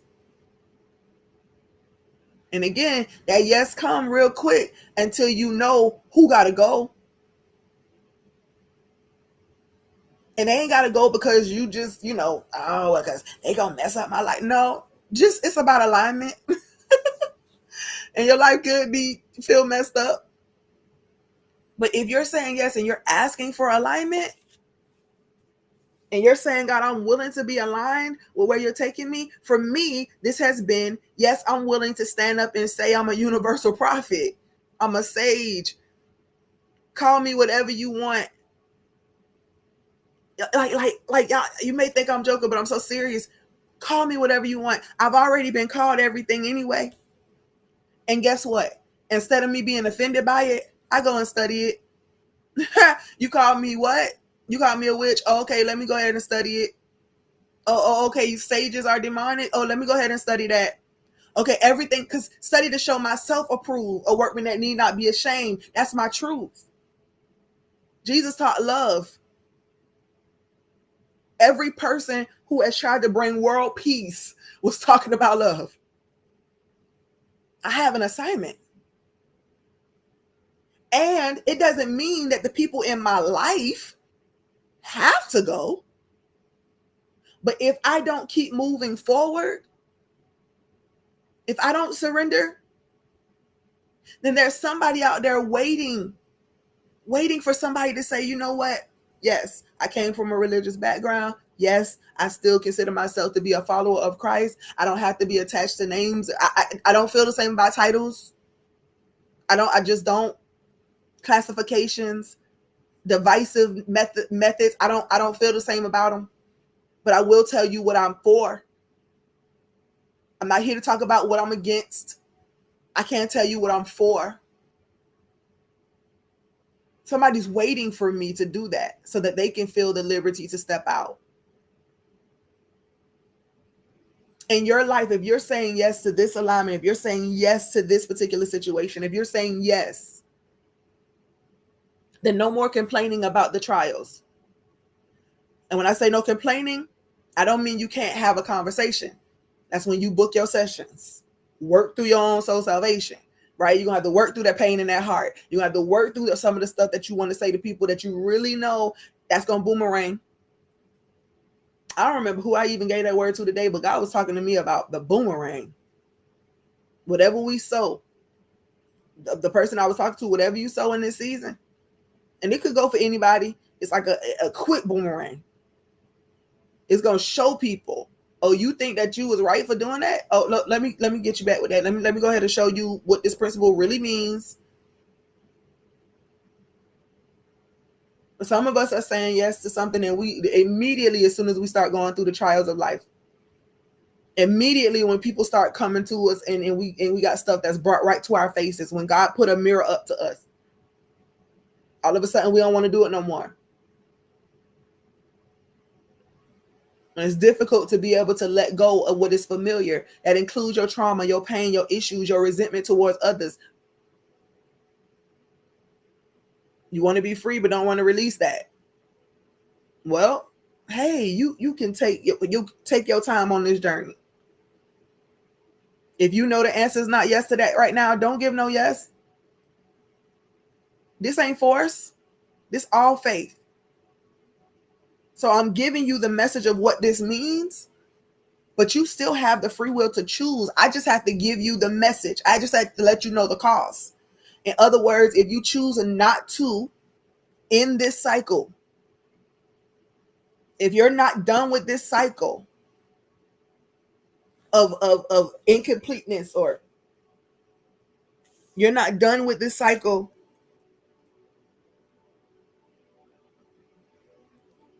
then you're free to continue to wear it, to hold it. You're free to do so. But more than likely, I'm talking to those of you right now who no longer want to be bound. And it just so happens that your liberty is on the other side of you making an agreement to show up as your true and authentic self, whatever that looks like. Let me give you an example. I'm gonna read y'all comments, but let me give this example so I don't forget. Like I forgot Victory. Is Victory back? Because I don't want to forget her and not release this word over her life. That would be totally awful. I would feel bad about it.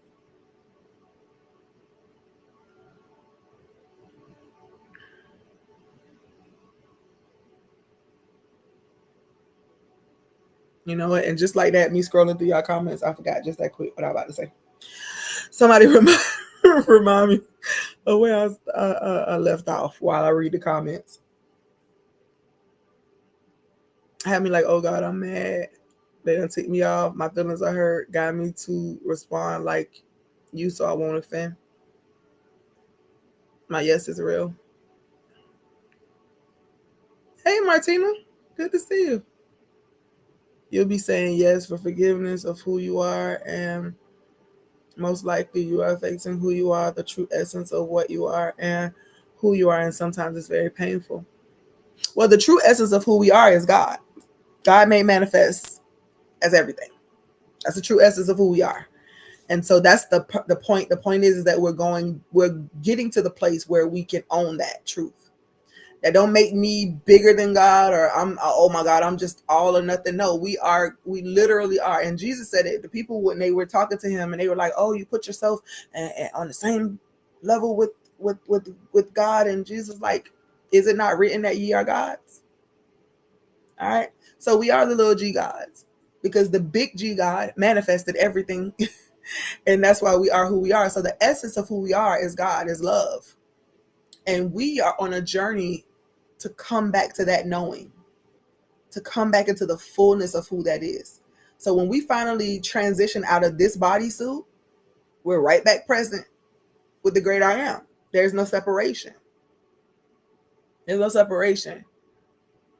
And getting back to that, going through the things that have to unlayer. We have to unlayer and take off all of the things that told us we had to be. I remember what I was about to say. So this could look like, when I say show up as your authentic self. Now, ooh, if y'all got the stones and the rocks. If the saints is in the building and y'all want to throw some stones and rocks, please be mindful. You don't want to sow nothing you don't want to reap. All right. Nevertheless, if you've been struggling your whole life with your sexual identity, many of you, y'all read my story. If y'all read Now I'm Not Okay, then y'all already know my story. Y'all know that. Well, back then I wrote about being, about having bisexual preferences, but my son think I'm a pansexual, which means that, girl, you just love who you love when you love them, and you just gonna be good to people no matter what, kind of thing. And your preference is what it is. And it's pretty much true. If y'all know my story, then y'all know I'm just pretty much a free spirited person around here, right? And to somebody that may look like an issue and a problem. Oh, that's so awful, and you don't cast off all restraint, and that's so sinful, and it's this and it's that. And we get this whole narrative about how sinful everything is, while still telling me that I need to be honest. While still telling me that I need to be the truth and the fullness of who God made me to be. My preference don't have to be yours. If it's not your preference and it's not who you are, then you don't do it. Because then you're not being true to you. But if you have been struggling with your sexual identity for your whole life, and you know dang on well when you were sitting in your seat in third grade looking at your teacher, and you a female, and you were sitting in your chair looking at your teacher, and you thought she was absolutely gorgeous, mesmerized by her very being. And you've been carrying around that with you your whole life. Nope, nope, nope, my bad. You went and you told your peoples, they took you to the altar, they tried to cast out the devil, and nothing happened and changed because guess what? I can't even begin to tell y'all how many times I done been to this altar. I done been to this altar.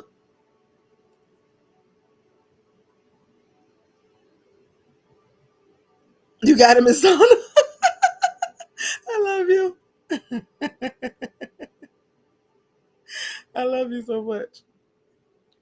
But you going through the struggle. You've been this person. They're telling you, don't be it, but be all that God called you to be. Forgive me, because I don't want to be mocking. It was kind of fun. Y'all know I'm silly too, so I'm gonna be a little silly.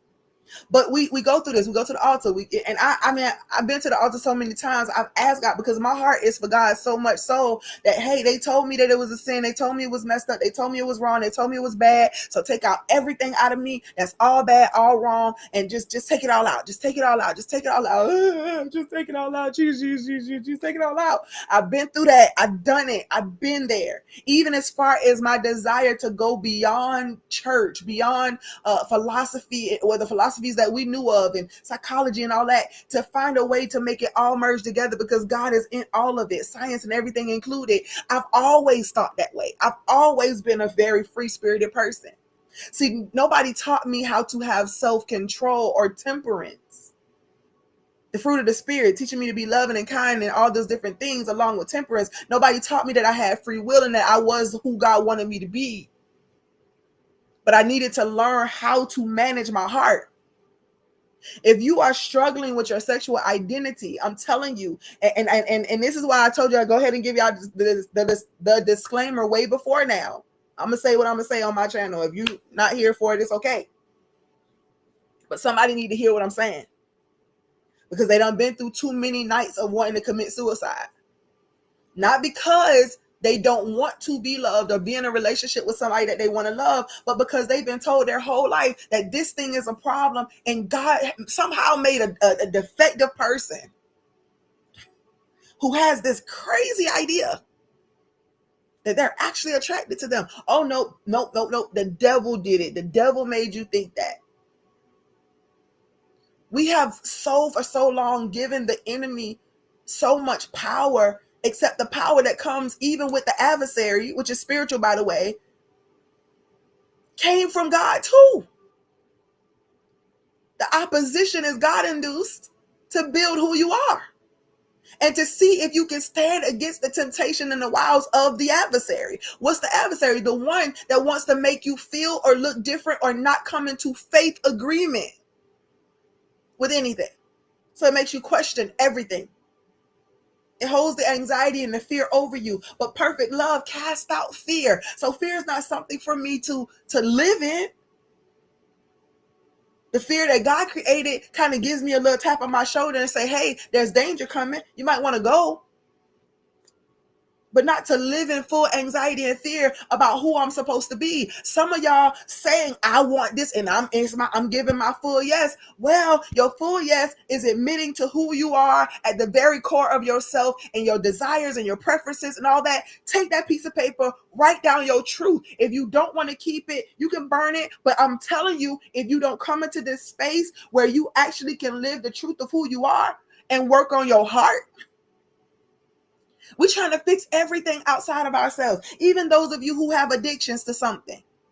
And believe it or not, most of us may be addicted to something. Some of y'all addicted to food, some alcohol, some sex, some drugs, some pharmaceutical drugs and other things, and some attention seeking, and some church, and some politics, and some, see, we're allergic. I mean, I'm not allergic, but we literally are so infused in these things that we're addicted. And we say that I'm just trying to find me. I'm just trying to live my best life with this big thing sitting in the pit of your belly that you can't show up for. Y'all, I have I think I mentioned this before, but I'm going to create a mentorship group called Treasures Cave.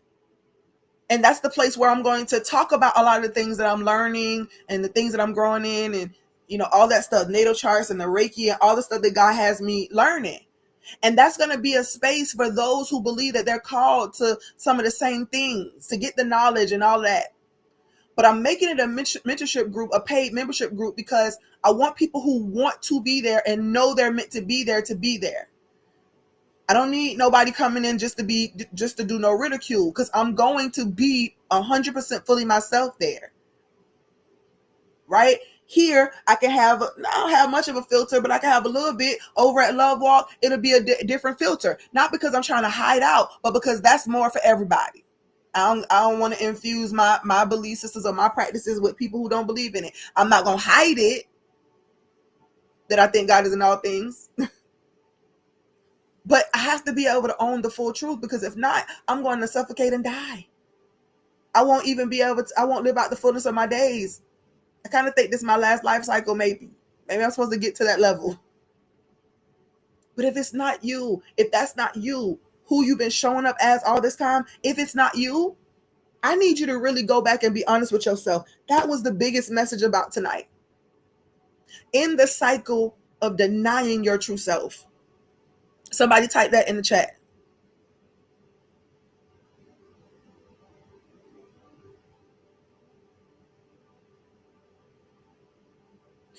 You inbox me about something, Kayla, I'll check it later. It's been a yes for you for 3 months. You'll know for sure. You'll know for sure if it's a yes when y'all, and this goes for everybody that's listening to me. You'll know for sure whether your yes is real when you have to say or do what it is that God is saying. Like right now. For the one that I'm talking to, for the one who's battling with your sexuality, and you're battling with your sexuality more so because it was taught that it was wrong, not because you yourself innately thought it was wrong.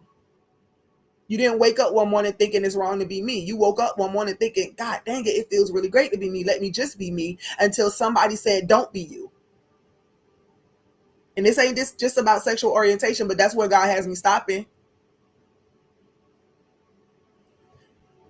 There's so much about stuff that we don't know, but because and I'm not mad at what they needed to do for themselves back in that day in their culture.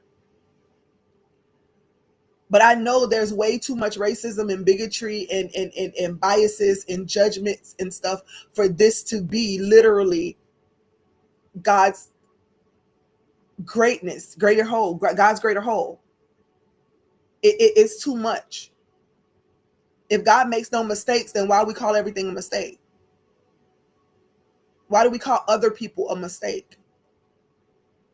I think the Black and brown communities, or even the Jews, I think anybody who's ever suffered slavery in any type of way, because it's not only Black people that went through slavery, right? But anybody who's ever been mistreated for who you are, I think that should be the biggest indication for us that we need to get a grip. Can I be honest?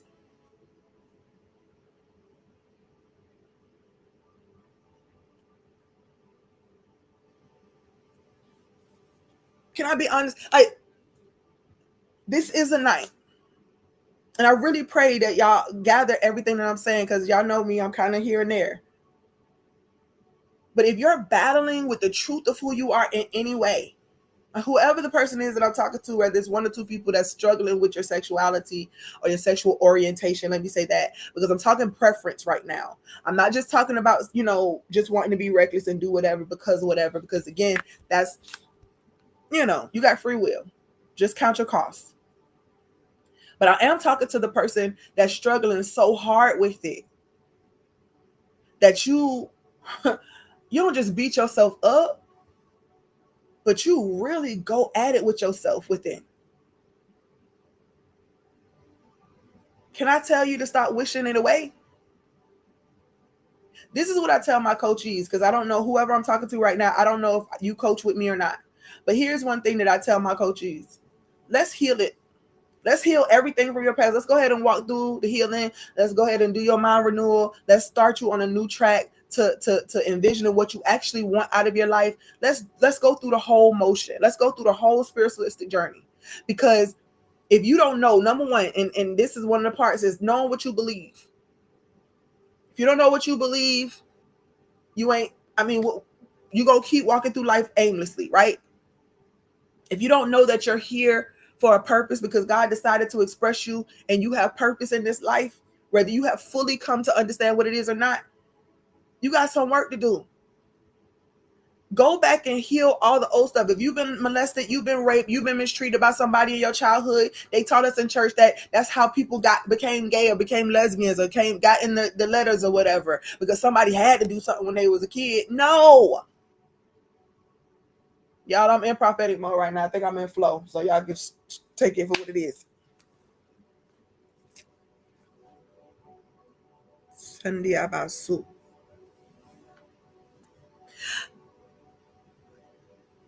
Everybody didn't get molested. Most people didn't get raped. And I'll go a step further and say that maybe you did. Somebody else in the same house got molested at the same time. They still kept the same gender. You started feeling like you liked the same gender because the person that did it was the same gender.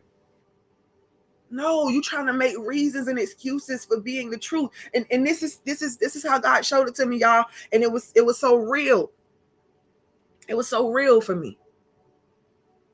When he started giving me perspectives and allowing me to see through people's life, I think that's why this day and these nines are so much. It's so much for me. I'm dealing with a lot right now within. A lot of people pulling. A lot of people happen to leave. A lot of things happen to shift. It's a lot happening. But 9 has to do with total. It's the last single digit number.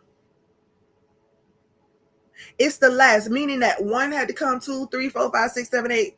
All of them came before 9. 9 is positioned in a place.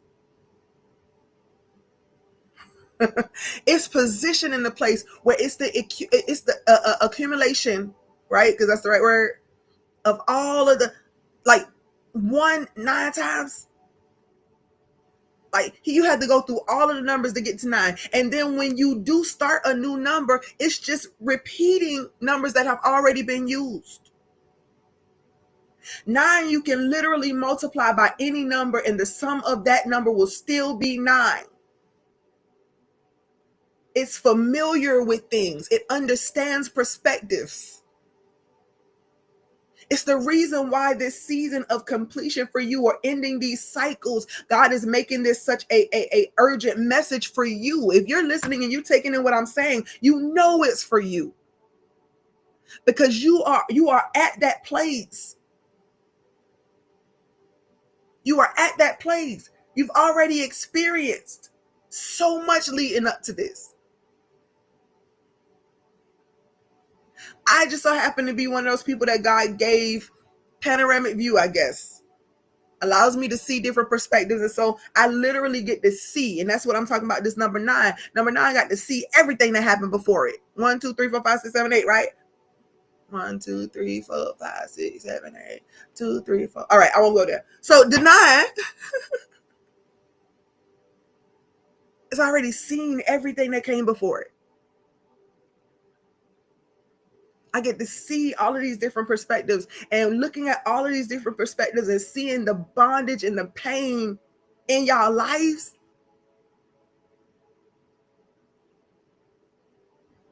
Experiencing my own, I learned how to manage it. I'm learning how to grow through it because it's a heart matter for me. I'm not just trying to fake it till I make it anymore. I'm trying to make my heart speak truth, live truth, embrace people.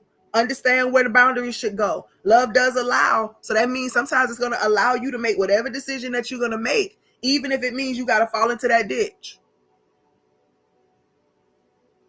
But I get to see the perspectives. And I get to see the pain and the agony that you're going through simply because you can't truly be yourself. And that person in particular that I'm talking to, it's been such a grievous thing for you. because other people are involved. Because other people are involved. I don't know whether it's been a marriage, whether it's kids, whether it's your mama them, your dad them, whoever, but other people are involved in this. And if you are honest about your sexual orientation, you are afraid of what that's going to do with the others. How they're going to respond, how they're going to react. What is it going to mean? Yep, and I hear God say it. What is that going to mean for my child? And I don't know how old your child is, whether they're young or whether they're old, whether they just are against same sex or whatever the case might be, whether they have a problem. I don't know. But whatever it is that you're tussling against, especially if it's your traditional teachings, you're going to have to talk to God for real about it, because he makes no mistakes. And to continue to cover it up and to pretend. See, you may think, oh, okay. God says, well, maybe, somebody may think it's their struggle. It's the thing that I have to overcome. I can't tell you not to think that. I just leave it there. If you feel that way, if you feel like it's just something you have to overcome, if you feel like that's your struggle in life, then that's something you and God are going to have to sit with. That's something you and God are going to have to sit with. Because I don't want to cause anybody to stumble. But what I said all up before this point, so I don't know whether you just had a thought or whatever. But God just told me, like, literally, however you see it is however you need to see it. So,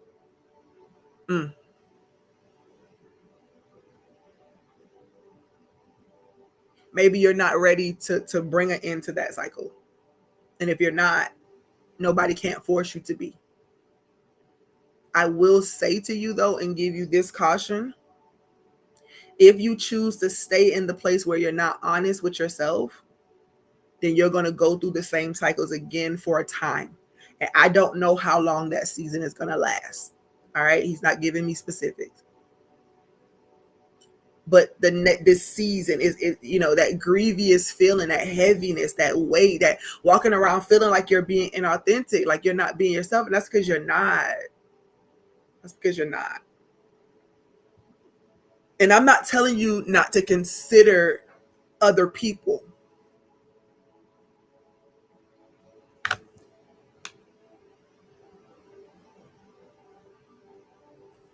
I'm not telling you not to consider others and the people in your life. I would not ever say that. I'm saying with love and kindness, you got to do this thing. Let's love walk approach this thing. Because love doesn't have biases. Love didn't make any mistakes. Love showed up on purpose. The thing that we have to struggle with and make it through in this life in order to reach our levels of maturity, number one, is learning how to live by faith through love. Because love understands all things. Love does not want to hurt itself. Therefore, love is not going to be rallying and applauding us hurting ourselves. Love rejoices when justice wins out. Love is fair, it's righteous, it's neutral. Love wants what's best for all. And love allows the cycle to play itself out. Death and life are a part of the cycle. This completion right here, this bringing it into the cycle, this time of transition and honesty and surrender and all of that. Tomorrow is a new day. Your new is literally right on the other side of whatever decision you make right now. But you being very mindful. You being very mindful that denying who you are at the core of yourself, and again, I'm coming. Denying yourself the core of who you are and your unique spirit and your unique soul expression. You're going to continue to go through the cycles. You can be your authentic self without hurting other people in the process on purpose. Now, your decision may hurt people because it's not going to be in alignment with what they think the outcome should be. And of course, be considerate of that. Have empathy about that. Don't be reckless in your decision to end one cycle and start another. Don't just not care about people or care about how they feel. Be mindful of your words and all of that. But if you are not honest with yourself, then you are going to go back into the same cycle of feeling. And it may be a little bit worse this time because you have heard this message. So forgive me if I caused you to stumble in any way, but I had to be obedient and say what God was telling me to say. But you got to sit with yourself and decide. Y'all hold tight for me just a second.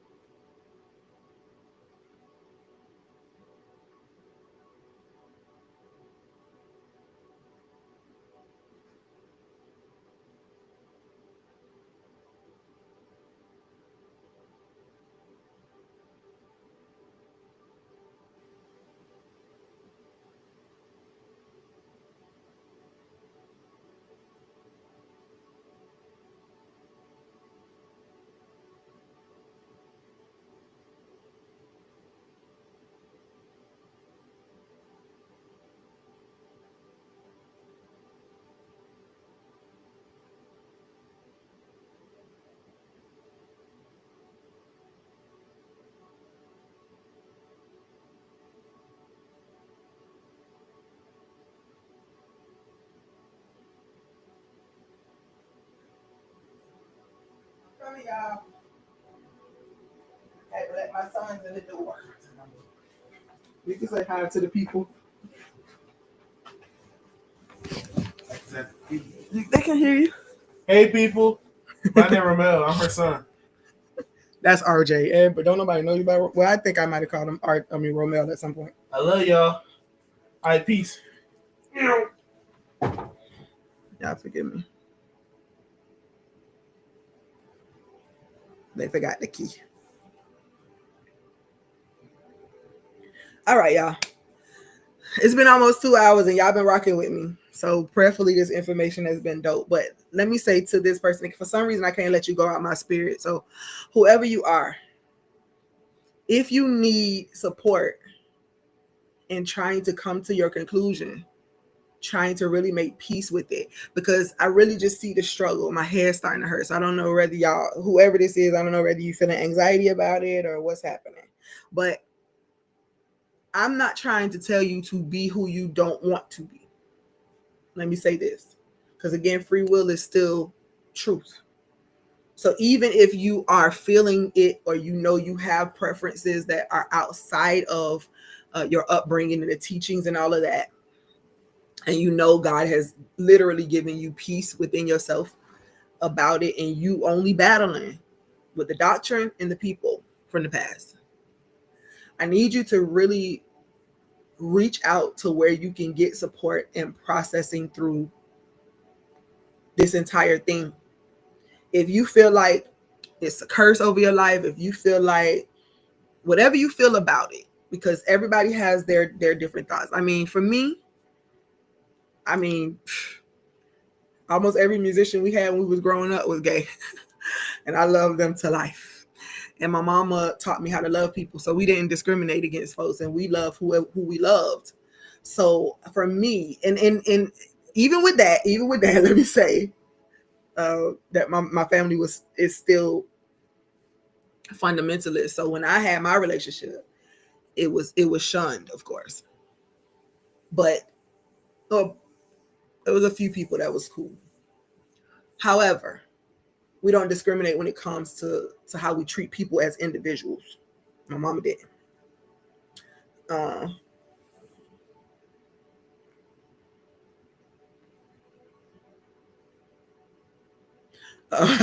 heard the voice. So I'm gonna leave that right there. If you need support, reach out for it. If you feel like it's a curse, if you feel like it's wrong, then you may want to go through, like some mind renewal affirmations or something. I don't know if they have those to Because here's what I believe, and this because free will is true. I believe that if you don't want to have something, you don't want to be something, and you want to overcome something, you feel like it's a burden on you or whatever, I believe that you can literally reprogram yourself to do anything, for anything to happen. I really do. It is all about your how dedicated you are to recreating it. But it would take a lot of deception, and please hear my heart on this, to change your orientation, or to say that you're changing your orientation. That is something that really has to happen at a whole spirit level. Like, I'm just going to be I'm totally going to ignore it, totally not going to deal with it at all. Because, how can I say it? People don't want to say this, but when you were implanted in your mother's womb, when you were conceived, you were who you were. You were already that unique soul. And so the battle that we have in this life is the contention against us becoming our true selves, while keeping love as law, while keeping the faith.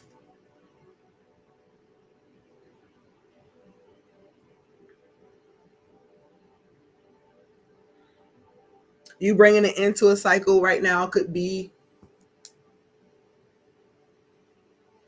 giving up the food choices. Lord, help us today. Not even just the food choices, but even just how much you're consuming. Because again, if you have the addiction, then that means you're consuming it as an addiction, not just to eat. I was adamant about I was going to leave this alone and leave that alone, leave this alone. And God told me, no, you just need to learn self-control. Just learn moderation, learn self-control. Eat what you like. If it hurts your body and it doesn't agree with you, then you can decide whether to change it or not change it. But live by faith.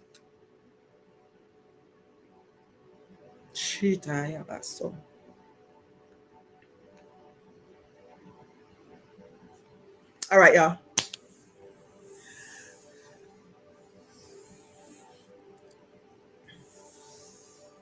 What's your one takeaway? Give me a one. Give me a one. Give me a one takeaway tonight. The thing that you feel like you need for yourself. For the one, oh gosh. I thought I was done. Okay, here's some points that I forgot to mention. Let me make sure I mention them. Get clear on this season's direction for yourself so that you don't fall into the pit. This was something that came from the 999 from the concordance, and God gave it to me in a sentence form. All right, He took both words and gave me what I need to say. But get clear, get an understanding, ask for wisdom, ask for knowledge. Get knowledge. Getting knowledge means you got to invest in yourself. Go to somebody else who has a strength in an area that you don't, and be okay with investing in that, so that you can get some knowledge, because we perish because of the lack of the knowledge. All right, we perish because of the lack of the knowledge. That's what we're doing here, having some knowledge conversation, so you're more aware, right? But you don't want to fall in that ditch, and maybe you do, and if you do, it's up to you, boo. All right, there will be somebody coming along at some point if you want to get pulled out or get a hand up. God may send someone, but get clear on your direction. Even if you just say to yourself, you know what, I don't know exactly what's going to happen, but I'm going east. I'm going west. I'm staying still. Whatever it is, just get it clear. And just allow God to speak to you, especially within this next few days. You're still going to be going through some of the battle about things that you need to release, some things that you're struggling with, some relationships. That's the worst. I know it is. The relationship part is the worst, because we weren't taught. We weren't really taught when we were growing up that, some relationships are just seasonal. We went through it when we were going through school, and if we had to go from one school to the next, and most of the time we went with some of our same classmates if we stayed in the same neighborhood. I moved around a lot, but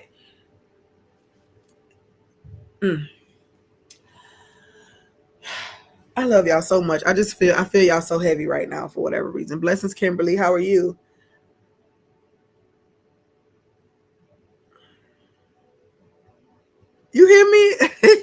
candy corn, girl. My mom used to eat them a lot. Um, I'm just feeling y'all so much. This is such a big message. And for those of you who go back and listen multiple times, it's just it's a big thing because again, the relationships are probably the toughest. You know, we went to school with people, we graduated with some of them. But if you moved around a lot like me, then you know what it means to be the new kid every year or ever so often. So I'm more familiar with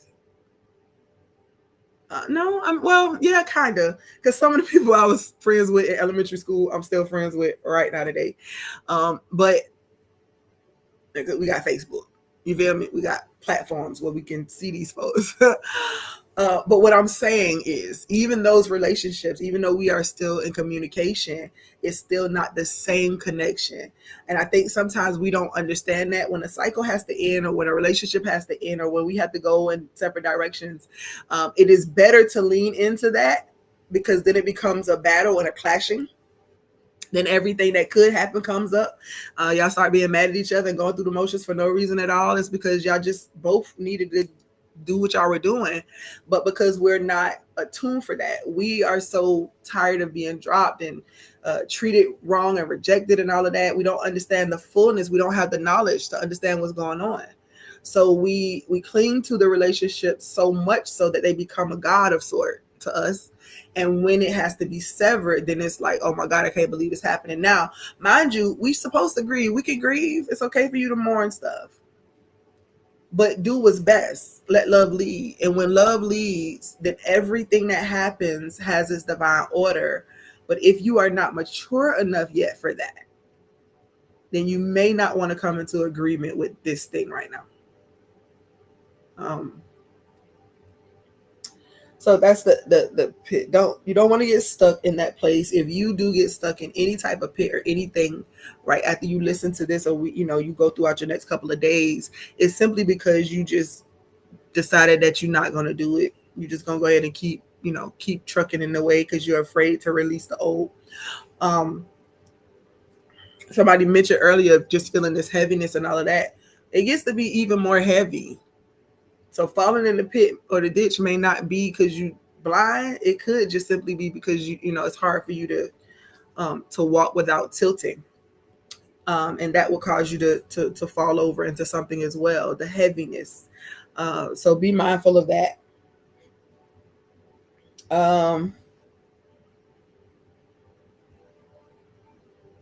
Also about that pit, the seed that you sown, the seed that you've been sowing this week. We've already been talking about this seed for we're setting seed for good in September. And that's seed in every way. Finances are a part of it, so we will not exclude it, but it is not the only part of it. You got prayer, you got sharing, you got being there for others in some way, shape, or form. So you have plenty of ways that you can sow seed. Most of them is just going to come with the words of your mouth. And what you sow from that space. So that pit is going to be a reflection of what you've sown as well. So be mindful of that. If you are deceptive in any way, if you're lying to try to to get somebody to stay with you, I don't know why that's coming up.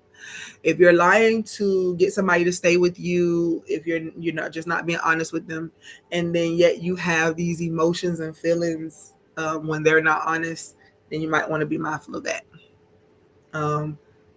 Kind of just like they're just not honest, and you have a whole like you're like I don't know what the lie could be or why. We all done did some stuff, so in judgment at all, you just got to make the judgment call for yourself as to whether you want to make that right or not. Be careful about sowing that type of seed as well. All right, we talked about it. Divine connection. We talked about the end of cycles.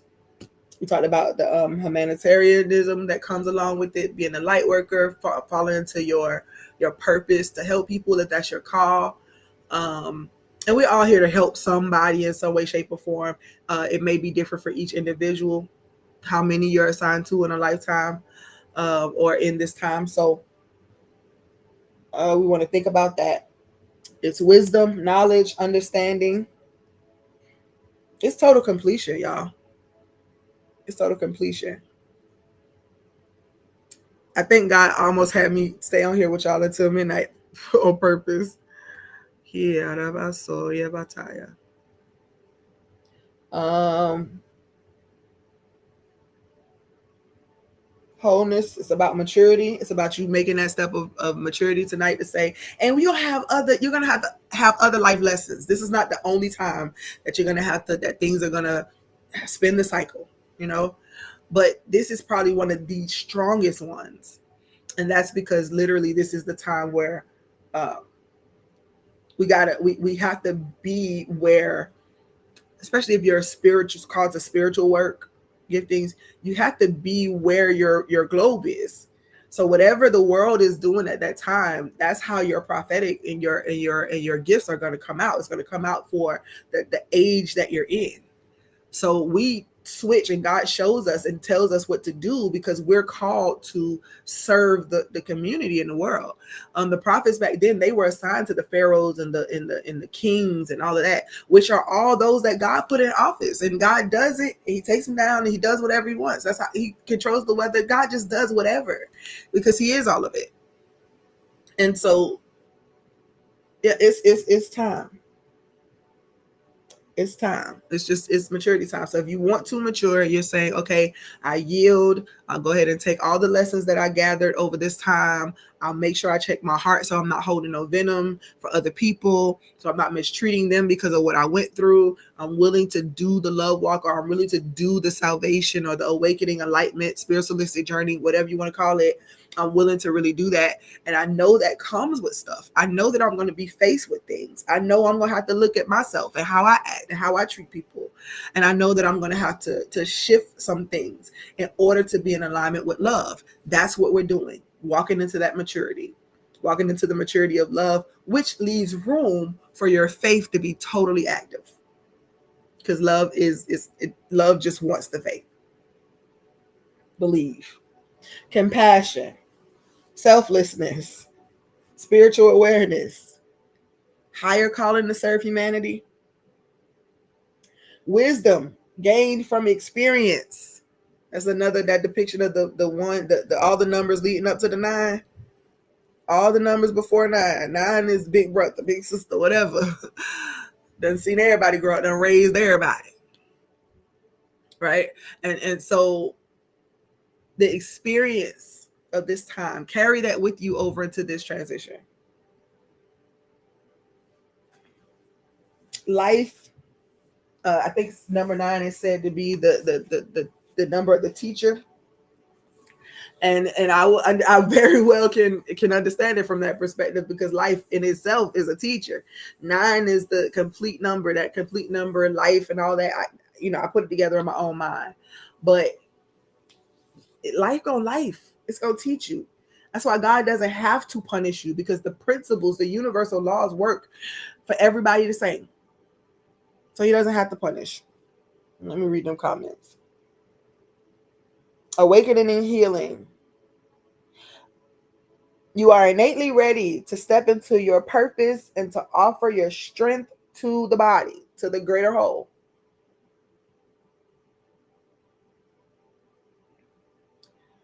Cycles are coming to completion. I'm just recapping, y'all. Make sure I got everything out. It's a day of divine completion. So a lot of the relationships, a lot of the things that you feel like you need to let go of, the stuff that's in your heart, and you're like, oh, it's just too much. Even connections, things that may have helped you in one season and is no longer helping you now. It's okay for you to complete those things. Just make sure you do so with your heart intact. Make sure your heart is not venomous and you're not holding any resentment about it. Don't end any connections or do anything with resentment in your heart. Don't do it because you're mad at everybody and you making this decision. No, that's an immature decision. You get together, you get with God, you sit with yourself, and you really be honest. Be honest about what you can tolerate and what you can't without going off. And then let people know that, hey, this is something I need to work on. And so I might be a little bit silent for a while because I need to do some inner work. But don't make it seem like it's about everybody else. And there may be things that people are doing. It sure may. They may be totally just not considering you at all, despitefully using you and everything. But God is still going to challenge you to go within yourself so you can work on you, because you cannot control anything else but yourself. It's not about losing. It's just about allowing the completion. Y'all get ready for that. Oh, it's midnight, y'all. Crossing over into a new day.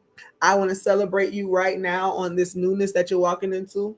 I want to celebrate you on the boldness that is about to happen, because you're not going into this so you can be against anything. You going in so you can be for you, for love, for your purpose, for your cause, for the people that you are called to. That tribal energy that my sister got going on with her coaching program. You finding your tribe at this point, and you're okay with it. Y'all, this has been a very long grieving process for me, because I absolutely love everybody that I've ever been in connection with and people that I've never met. So you can only imagine how I feel about having to lose these connections with people. And it's happened in so many different cycles. You get afraid sometimes to start, really being connected or close to people. But be mindful not to allow the fear to keep you from making the new connections. Just be honest with yourself. Be honest that stages come and go, transitions happen, shifts happen. When you're honest about that, then the blow doesn't hit as hard. It doesn't mean that you won't still feel things and you won't feel the sting of the shifts and all that, but there'll be a day where you won't feel them as much, because you'll be ready for it. You're living by faith. You're literally like putting your head back and saying, God, whatever it is, I'm here for it. Let's go. You see people like that show up on lives, and they not faking. All of them ain't faking. Some of them are living their best life because they know God the way they do, and they feel like either I'm going to live this life or I'm going to die trying to do so. Living by total faith. Some people may think it's not wisdom, but again, it's according to their faith, be it unto them. You have to discover what yours is, be it unto you. All right, let me get these comments and then we're going to go. Ooh, I pray that you've been able to digest. And if you are going through your struggle with anything within yourself that goes against, let me say it like this. If you're struggling with it because you are not in agreement, honor that. If you're struggling with it because you're afraid of the church or the politics or the schools or parents or any of those things, then you're going to have to reevaluate. Because not even your parents, not even our parents, not even me as a parent, you as a parent, we cannot control the narrative for our children. The more we try, the more they buck, the more arguments, fights, and all type of stuff start happening. God is teaching us how to be slow to speak, be slow to anger, all of those things, in order to come into this place of completeness and wholeness. And God already knew who you were going to be during your life journey before you did. So don't feel like He won't love you anymore if your decision doesn't look how most feel it should. Absolutely. There's absolutely nothing we can do for God not to love us, because love, you know what I mean? Like that's the point, That is literally the point. Let's see. Did I miss something? Ooh, love is not a struggle. When you love someone, it transcends gender, because there is no male or female in Christ, no marriage in heaven, only union, aka wholeness. Masculine, feminine are one. Yeah, I love her so much. Yeah, I'll tell you, I love her. Maybe I'm gonna have her on the Love Walk approach, and we're gonna have a whole dialogue in front of the people. That would be dope. My takeaway from tonight is clarity, that by letting go of certain things, I give God the space to bring into existence for me the things He wants or needs for me. The cycles are ending and I can breathe. Absolutely. All is well. Amen, Kimberly. Glad all is well for you.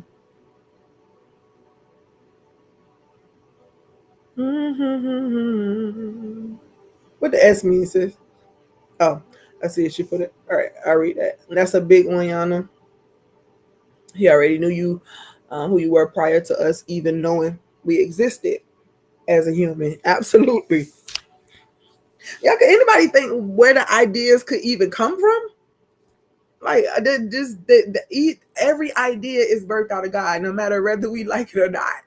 It can't come from anywhere else. And that's if you believe, you know what I mean? If you believe in a greater whole, you may not even call it God, but if you believe in the greater whole, this entire existence, like what could exist if it didn't allow it? What could exist if it didn't allow it? So my takeaway for tonight was that I will continue to go through the same cycle until I change my mindset and get myself together so I don't get stuck in the same place. I have to make the choice. Absolutely, Jayana. Thank you for that. Clarity is knowing. May we get supernatural knowing of what to release, agree, and say yes to. We are to align with love, period. Help us. Yes. Yes, Lord. Help us to do that. That is love. Help us to that. That is love and nothing of what is fearful. Absolutely.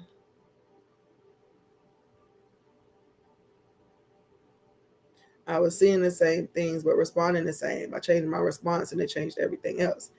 Sweetheart, you still changing some responses, Caitlin. It ain't over yet for you. It's not over yet for you. There's still just so much of this right now, y'all, is not even deciding what to let go of. Let me say it like this. If it's presented to you, God brings it back up in your knowing that it's going to end, it's going to sever, because some of the things he may not even hold you in charge to do. So you may not have to just go up to people and be like, hey, this is what God said, yada yada.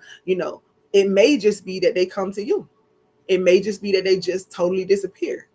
That's probably happened to me more than anything else. And I think that's, I can look at it as an insult, but I kind of feel like, okay, well, God, maybe that was your way of trying to protect my heart more because they left, but maybe the conversation would have made it worse. I don't know.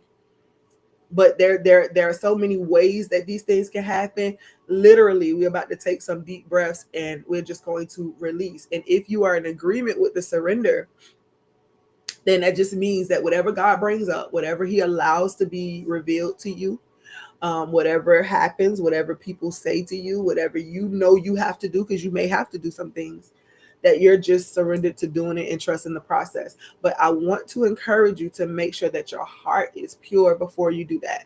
Doesn't mean that you're not going to still have some things you need to work on. Excuse me, but the pureness of your heart is simply saying, God created me that clean heart. I'm love incarnate. Let me live that out. You allow all things. If not, it wouldn't be present. You allow every cycle of life. Death and life are in, you know what I mean? That's everything, even what we don't understand. But y'all, this is so intense for me because I really pray that this is not just another message and you miss what I'm saying. You've heard messages about completions before. You've heard messages about how God is about to start new beginnings. And we've heard all of these things, first of all, because they're repeated, because we need to hear things repetitively in order for us to get it within ourselves. That's how habits are created, and new mindsets and all of that.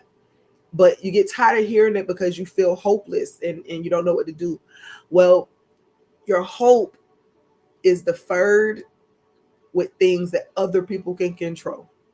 But this hope right here, your hope, where you place your faith, because you put your hope up and your faith is zoned into hope and imagination. Your faith is what you truly know within yourself, what you're fully convinced of, even if it's at a small measure. Like if you only believe that the door can open and close, but you don't believe that doors can spin around. That's two different measures of faith. Find what your measure of faith is and literally lean into it. Let love heal your life. Whatever decisions need to be made, do not allow them to be made out of a place of hate or venom or resentment or envy or jealousy or shame or guilt or any of those things. Because that's also going to start a whole nother cycle of something. So make peace.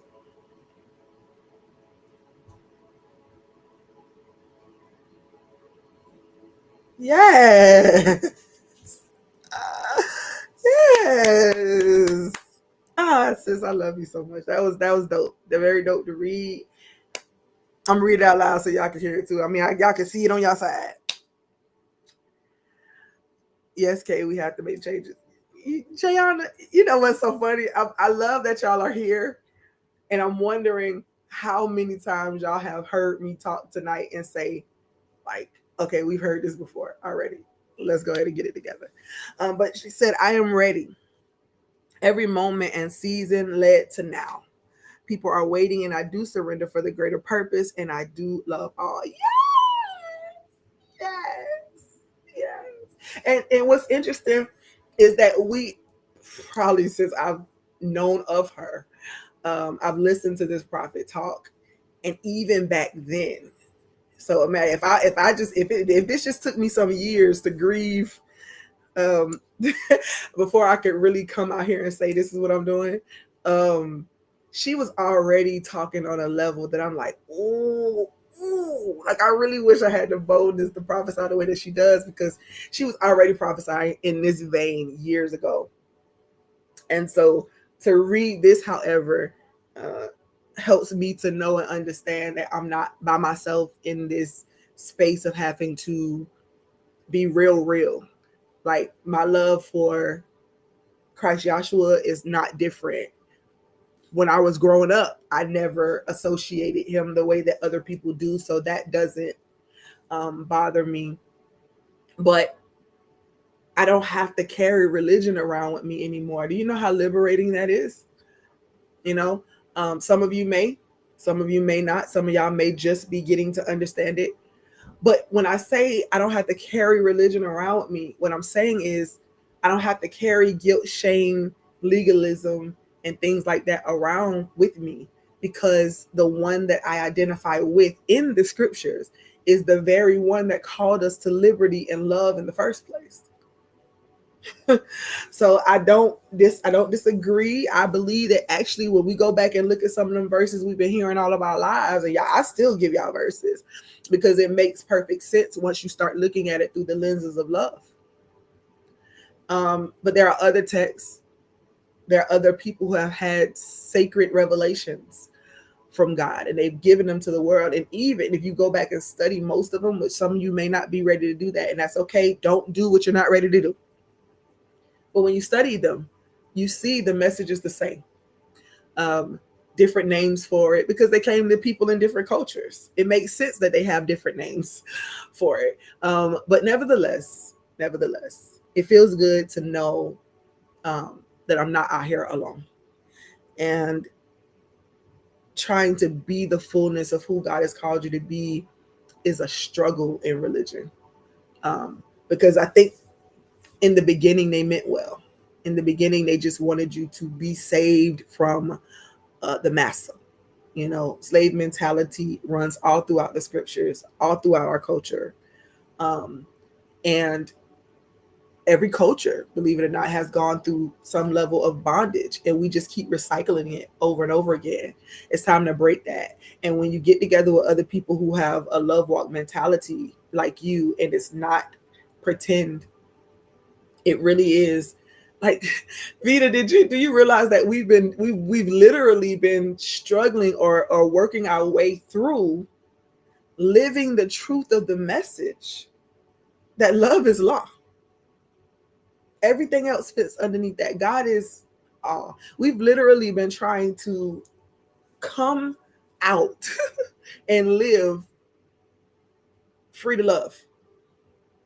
Free to love people as they are. Ain't that a trip? Ain't that a trip? Yes, we've heard this before, but sometimes you hear it. Oh, you're going to hear it plenty more times in different ways.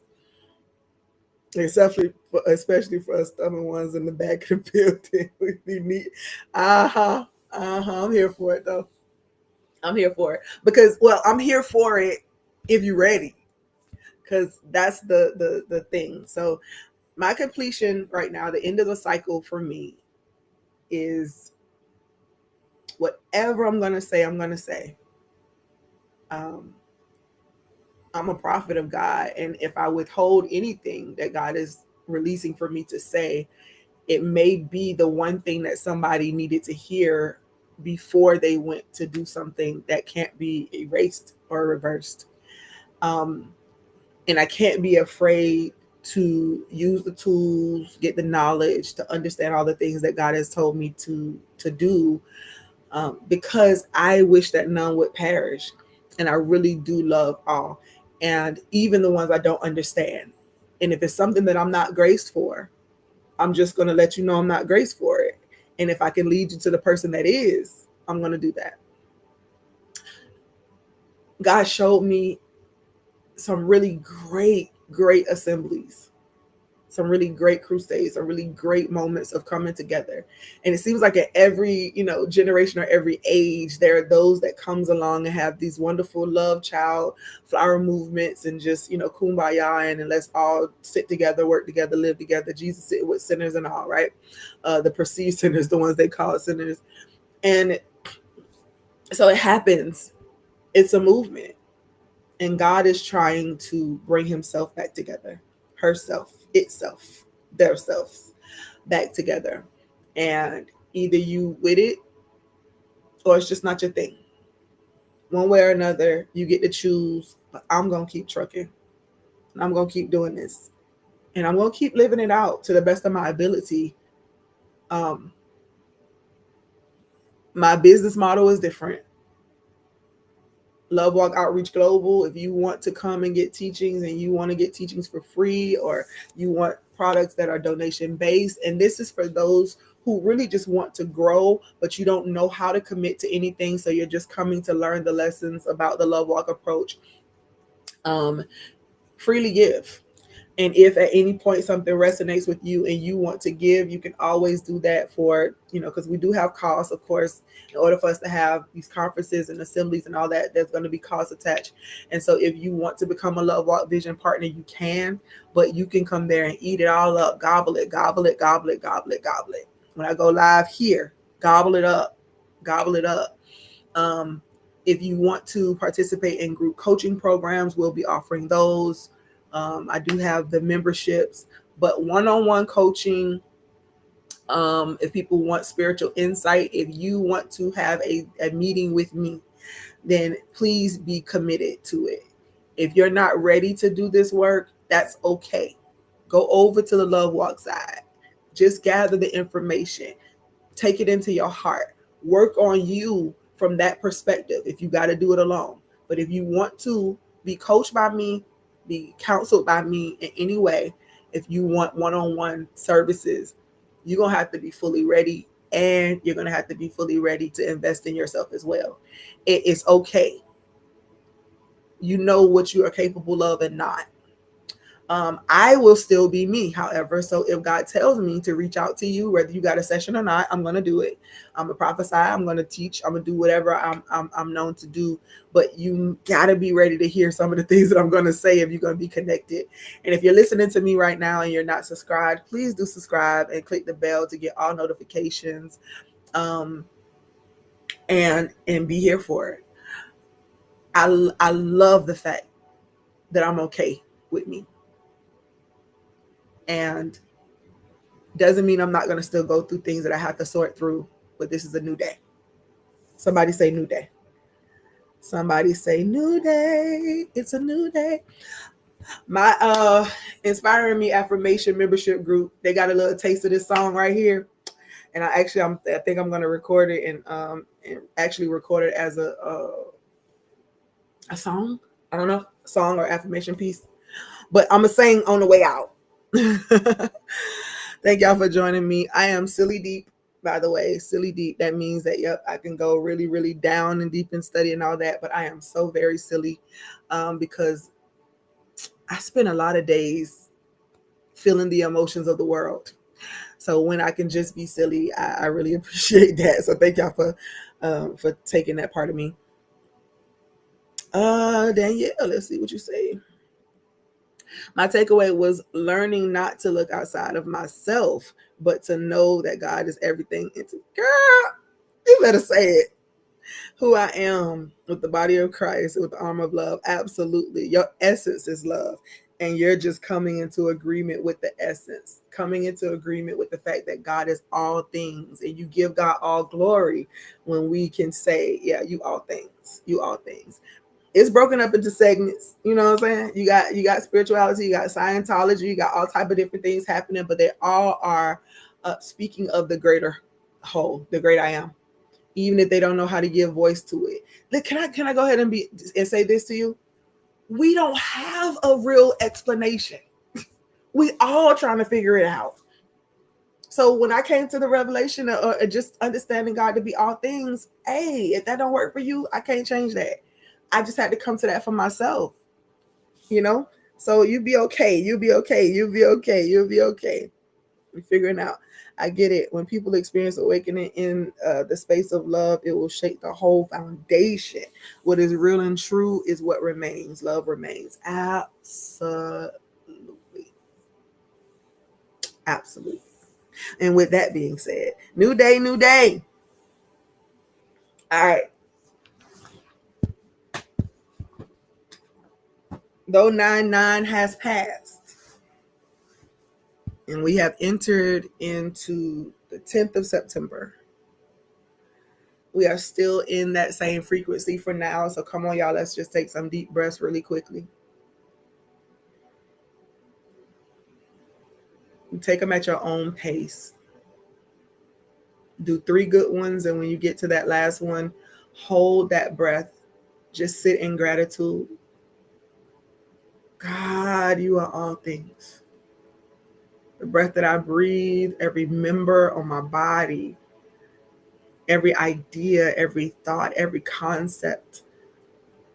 You are the great I am. You are the greater whole. And your thoughts are not ours, and our ways are not the same, because you are so much greater. Because you're all things. But we thank you. We thank you. We thank you for this moment in time. Just sit in gratitude with that last one. And once you release it, I just want you to declare that all is well. And that's if you can. All is well. Come on, I want y'all to feel this great, big old, gigantic, huge, magnificent wave of love that's coming through. Again, God is everywhere. You're just coming into that feeling. You're feeling, having the experience. God is never in absence. Love is always present. It's just not always known. Love is always present. It's just not always known. So in this moment, know love. Know that it's near you. Know that it's in you. Know that it is expressed as you, as me, as everything in this existence. Even the things we cannot see. God is everything and no thing at the same time. It's so magnificent. It's so beautiful. How can I not embrace it, learn it, love it, know it? So that I can rise above anything that tries to keep me bound. You can do the same. You can overcome the hell. It's within you too. Kingdom of heaven is within you. Kingdom of God, kingdom of love, however you want to call it. So that kingdom of heaven is raging. And you get to choose whether you want your kingdom to be made up of confusion and fear, sadness and overwhelm, misery, sorrow. But I want the blessings of the Lord, and they make me rich with no sorrow. It don't add, well, let me say this. It maketh you rich and it adds no sorrow. In other words, you being blessed is not going to add any more sorrows than that they already be in existence. But all is well. All is well.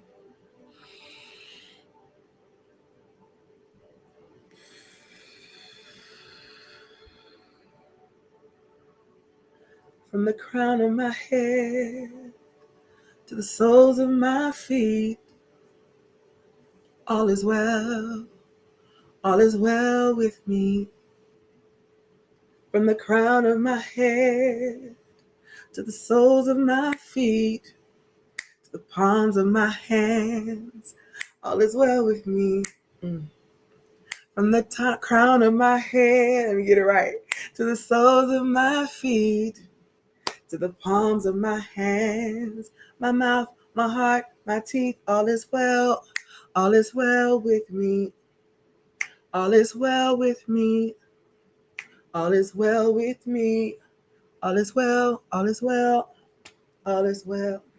From the crown of my head to the soles of my feet, all is well. All is well with me.